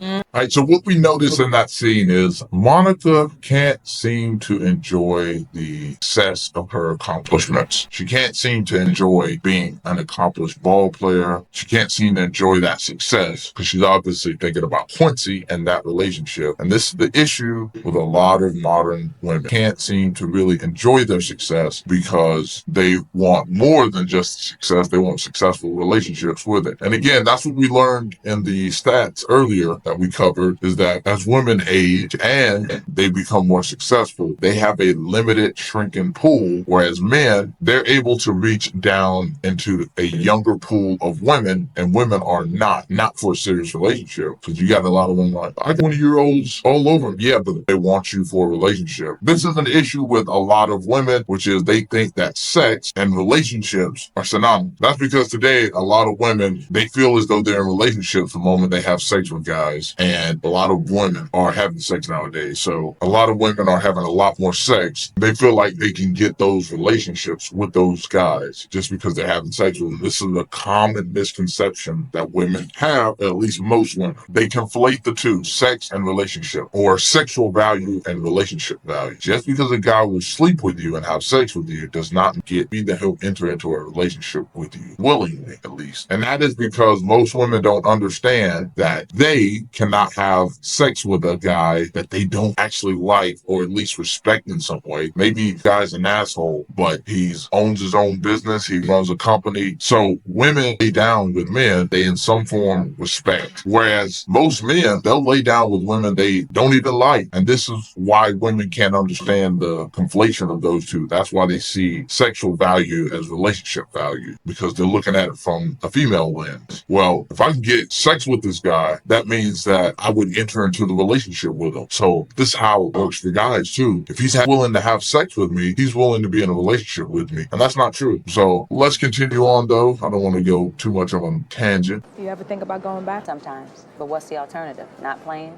You remember Big Tony?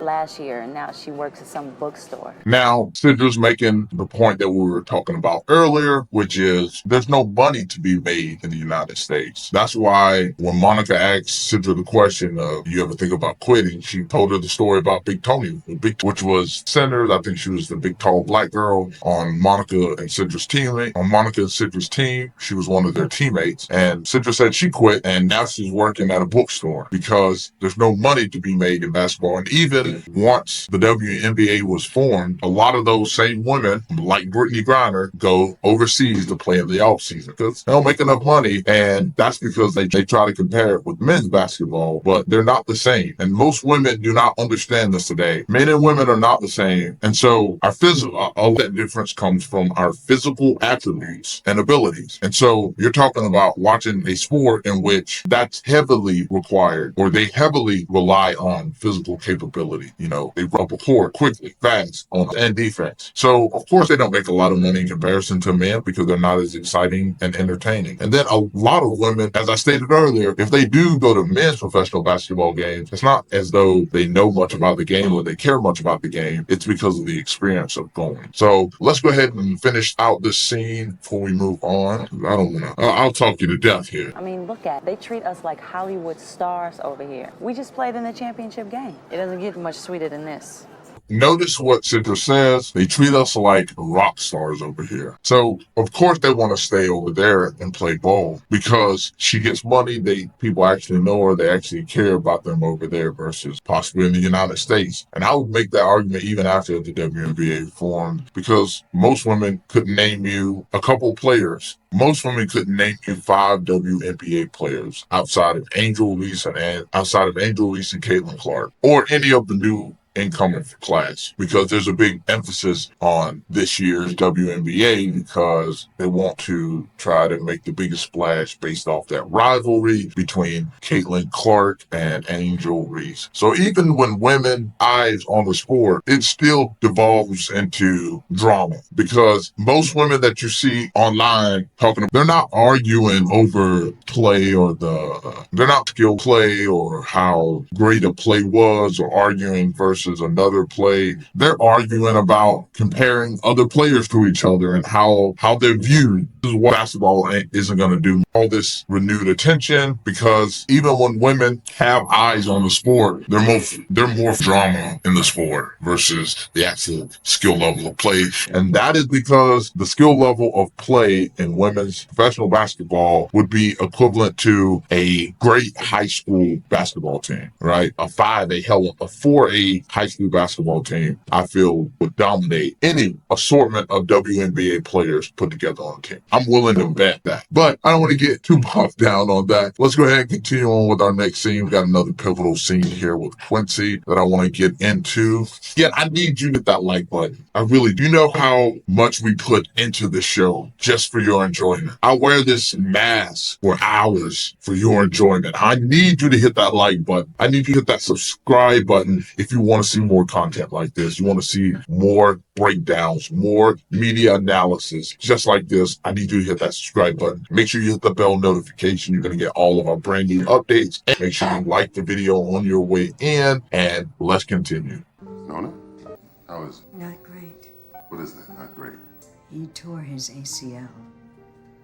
All right, so we obviously did cover the same, but Quincy had played his first game in the NBA, and he went for a dunk, and when he came down, which was just like the weirdest injury I've seen. If you haven't seen the movie, make sure you go watch the movie first, then come back here and watch our breakdown, and then you go back yourself and rewatch the movie and see if you notice any that we might have missed, and then make sure you comment that below. But Quincy actually hurt his knee off that dunk, I believe, and that's what the mom is referring to, that he tore his ACL. And you're going to see his father's advice come more into play and how actually prudent it was for him to actually take his father's advice. But I just want to call attention. Notice that Quincy's mom has now cut her hair short. So notice that she has cut her hair short. I don't know why women do this. Most men do not find that attractive. You look more like a boy when you do that, when you wear your hair short. But I know I have women in the comments screaming, "Oh, it's virgin." But yeah, most men don't find it attractive, and this is to show some weird metamorphosis that she has went through. Again, don't know why women do this. They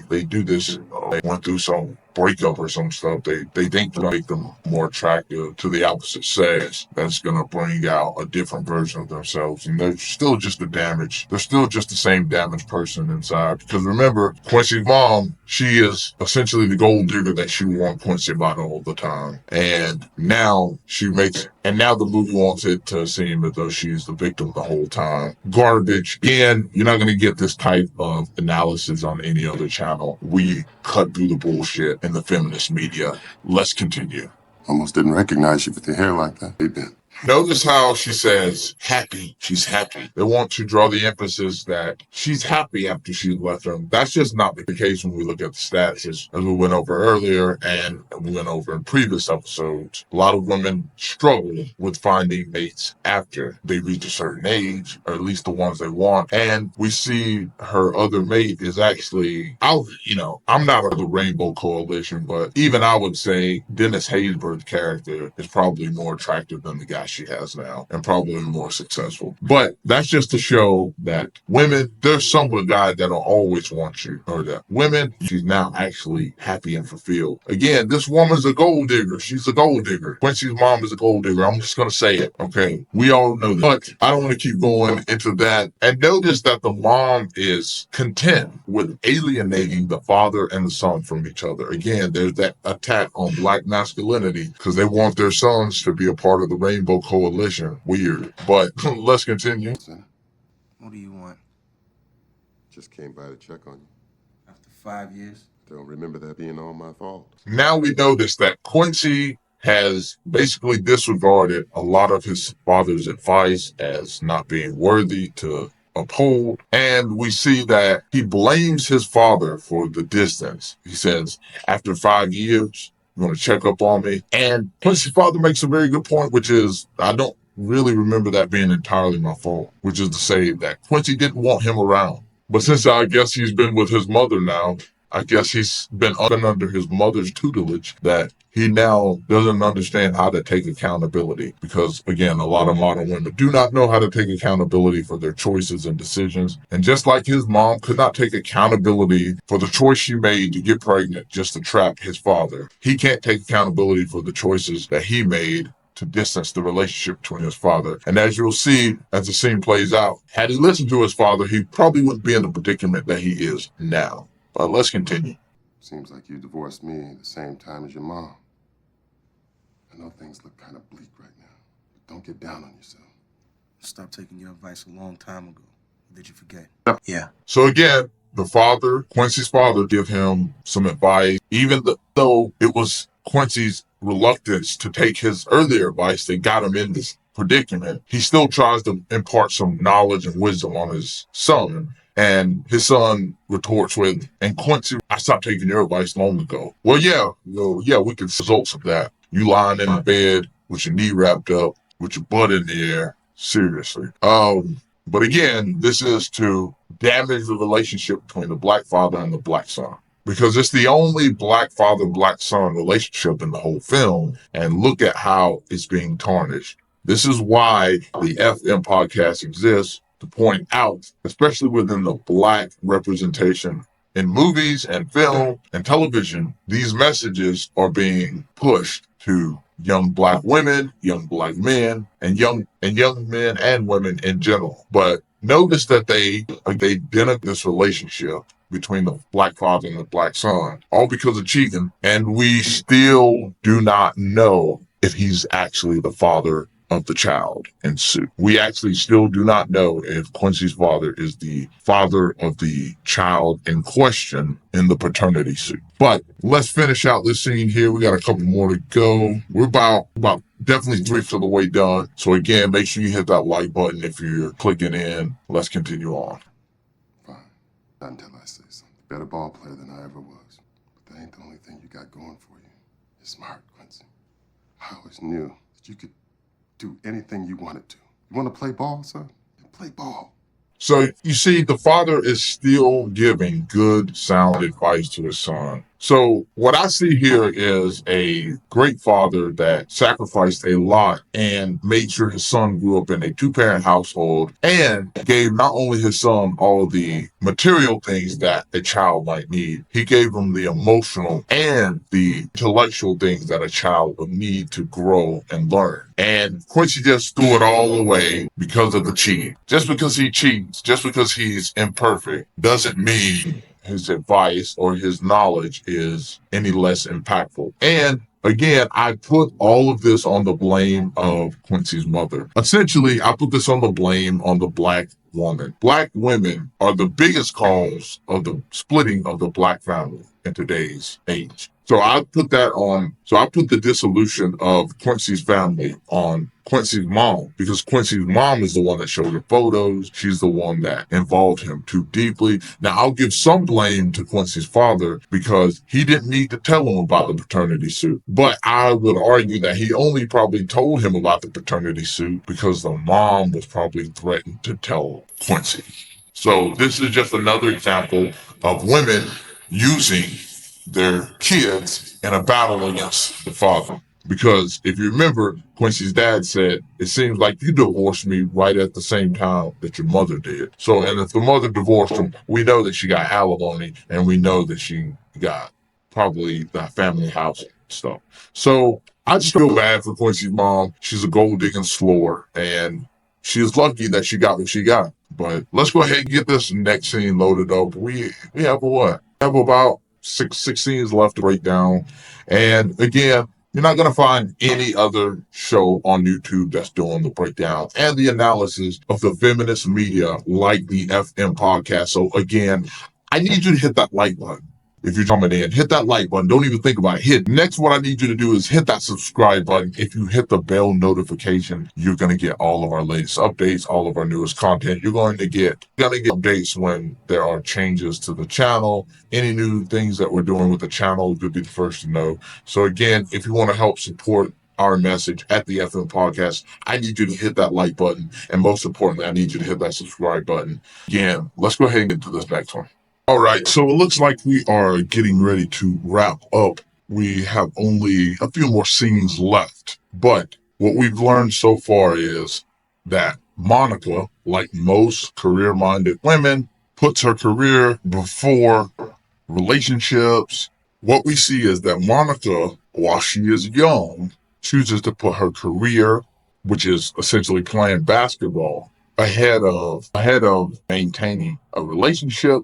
And we are going to see this come to a head in the next few scenes that we cover. And this is going to be the plight of most modern career-minded women, is that they're going to be faced with a choice, a dilemma. And we're going to see Monica faced with the same choice, the same dilemma, which is career or family. Now, of course, because this is a romantic movie, it's a romance. So, like I told you, but again, this is a romance. It's a romantic movie. So, again, as I stated, Actually, let me hit that. So as I stated in my opening, is that romantic movies indoctrinates women to not take accountability for the choices and the decisions they make, and that everything eventually will work out for them in the end. This is what romantic movies instructs women. This is what romantic movies teach and train young women to believe, that in the end it'll all work out, and that I can pursue a career early, that I can pursue a career while I'm young, and I'll still be able to find a man and family and children later in my life. And we're going to see, obviously, this come to a head in the next few scenes. So again, let's go ahead and get ready to break down these next few scenes. I need you to like the video though. Make sure you hit that like button on your way in. FM Podcast. Let's go ahead and get started. Let's go ahead and finish this up.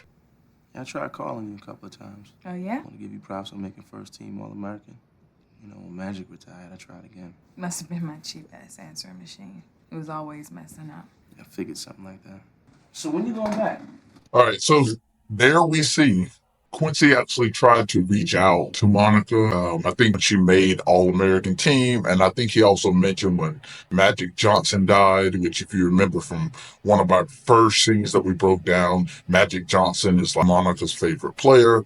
So he tried to reach out again, and he couldn't get an answer, I'm assuming. And then that's when she says, must have been her cheap answer machine, almost implying that she just didn't want to respond. And you will see in this scene, she will come to later regret that. She's already hit this wall. She's already hit this limit in which her happiness can no longer excel, in which her happiness can no longer gain, in which her happiness can no longer exceed what it is. I tore my shoes. Because when we watched her in the scene earlier with Sidra, she didn't seem too happy or content.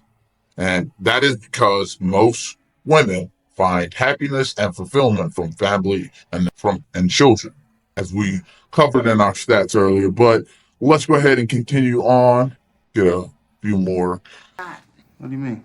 I'm tired of playing overseas. I mean, I'm over there by myself. No family, no friends. Home bill is ridiculous.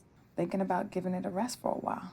So, as we just mentioned, she is not satisfied with her life. She's not content. She's not happy. So when he asked her when she was going back, she said she's not even sure she's going back, that she wants to give basketball a rest. And some of the reasoning that she gave, if you notice, she said that she doesn't have any friends or any family. She doesn't have any loved ones. So again, this goes back to what we looked over in the stats, is that most women find happiness and fulfillment from friends, family, loved ones, and children. So she has her career, she has success over there, she has everything she could possibly want, but she's not happy, she's not fulfilled. Now again, like I said, this is a romantic movie. This is why the FM podcast exists, to break down this type of programming. It's a romance, so gotta have those happy endings, and a woman typically gets everything she wants without necessarily changing,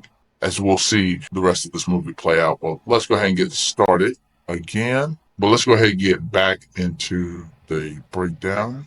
Basketball just isn't fun for me anymore. No.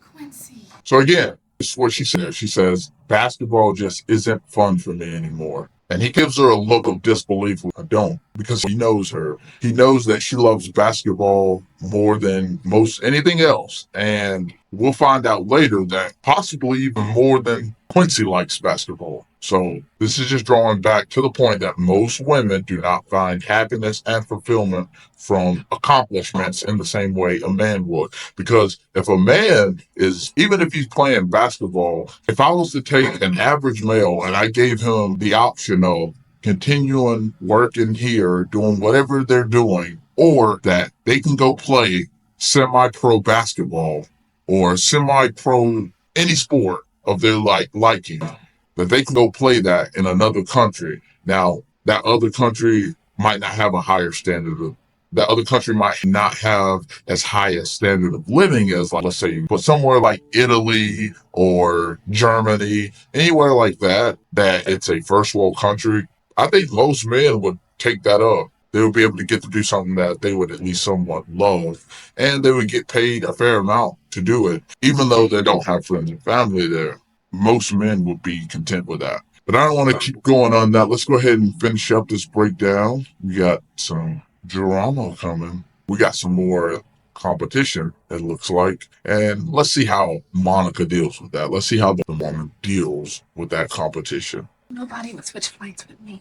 What are you doing? Start that. Hold on. Pause that. All right, I had to restart that one. Let me start again. All right, so let's see how Monica, aka the modern career-minded woman, deals with competition. Nobody would switch flights with me. Baby, what are you doing out of bed? All right, so there's that insecurity coming back again. You can obviously see that Monica is not so secure about herself, and she is now coming to the realization that Quincy hasn't just been single and missing her. So we're going to see how she responds to this in a later scene coming up. But as you can see, she's not she's about herself. And that is because, like most modern women, don't understand your accolades and your career, whatever it is, does not trump youth and beauty. Because those things do not trump arousal. Because a lot of women will be like, well, what do you about it? We don't care about that first. We care about arousal or attraction, some people might call it. Now, this is obviously Tyra Banks, and I think about the same age. Now, Tyra Banks' character, she's the one that acknowledges first Monica, not Monica actually saying, hey, or introducing herself. So again, that goes back to Monica's insecurity. Modern career-minded women don't understand is that they like to hide behind the accolades, what they've accomplished. But when it comes to an attractive woman that can be seen as even more attractive than her, they don't know how to respond to that. It confuses them. And you see them behave almost similar to the way that Monica's behaving because they're not actually confident with themselves. They rely on the confidence of these accomplishments that they make in their careers or their field of expertise. Now, let's continue on. We have a little bit left on this scene before we move on. Baby, this is Monica. Monica, you guys grew up together, right? Well, Quincy's told me all about you. Monica, this is Carrie's fiance. Fiance? Wow. Now, you see how she responded to that. She didn't sound very confident, and it wasn't very enthusiastic congratulations. I don't even think she congratulated them. And that's because she has focused all of her time towards her career. Because see, around this time, Monica she's out of college, so she's probably in her mid to late 20s. She's starting to hit that wall. She's the wall. She's starting to realize that she has a biological time clock ticking and she only has a limited amount of time to get what she wants to get. Because I know the article said there's a lot of women, even today, that believe that women can have children deep into their 40s. That's the article stated, which is nuts. So she's approaching 30. She's already lost most of her eggs. And in a few more years, probably about 6 or 7 years, she's going to be in what's considered a high-risk pregnancy. But she's feeling that biological time crunch. She's not happy as she should be because, remember, it's all about attainment. When women are younger, as one of the articles stated, they are most likely to be happy partly because of attainment, because they're most likely able to attain the things that would make them happy and fulfilled, such as family, children, etc. She's starting to get older. She would first have to date and meet a man that's worthy enough for her to commit to and have children with. And by then, who knows how many years have passed. Again, if you're up those articles on your own time, I want to look up those articles on your own time. I would inquire you to actually look at them, read over them. They have a lot of very good information, a lot that I wish that I could have covered on today's episode, but we only have a limited amount of time per episode. I want to make sure we get everything that we can in. Speaking of, let's go ahead and get started on the next scene. Let me just pull this up. Hey, but make sure you hit that subscribe button. Hit the bell notification. You're going to get all the new updates and content that we're going to be pushing out in the future, and you're not going to want to miss it. And here we go. I just saw he engaged to that stewardess. Yeah, you met her? His mother had a barbecue a few weeks back. He can do a lot better if you ask me. All right, so we learned that Quincy's fiance is a stewardess, which Monica. So we learned that Quincy's fiance is actually a stewardess, and Monica probably looks at it as less of a vocation than hers. She probably looks at her as having higher status. No, so we learned that Q's fiance. No. So we learned that Quincy's fiance is actually a stewardess, and even when the mom says that stewardess, it's kind of a negative connotation to. Let me just scrap. All right, so we find out that Quincy's fiance is actually a stewardess, and that Monica's mom met her at a barbecue that Quincy's mom threw, I guess, not long ago. So again, we see that Quincy's mother is actually still living in that house. So not hard to believe. She's a gold digger that trapped Quincy's father, then divorced him and kept the house and probably got half of the earnings. So again, just terrible. Continue on, finish this scene up. So what do I do? Find out where they're registered and send them again. Why not? Is that still your answer to everything? Yeah, when you come at me with bullshit like that. Oh no. Are they cursing their mamas in Spain? You didn't want my opinion. I don't even know why you asked. I asked, but does it always... Opinion, I don't even know why you asked. I asked, but does it always have to be so damn prissy? What do you want me to say, Monica? Go... Damn it. It's hard to figure out what to start. Let me restart it. Shit, man. My bad.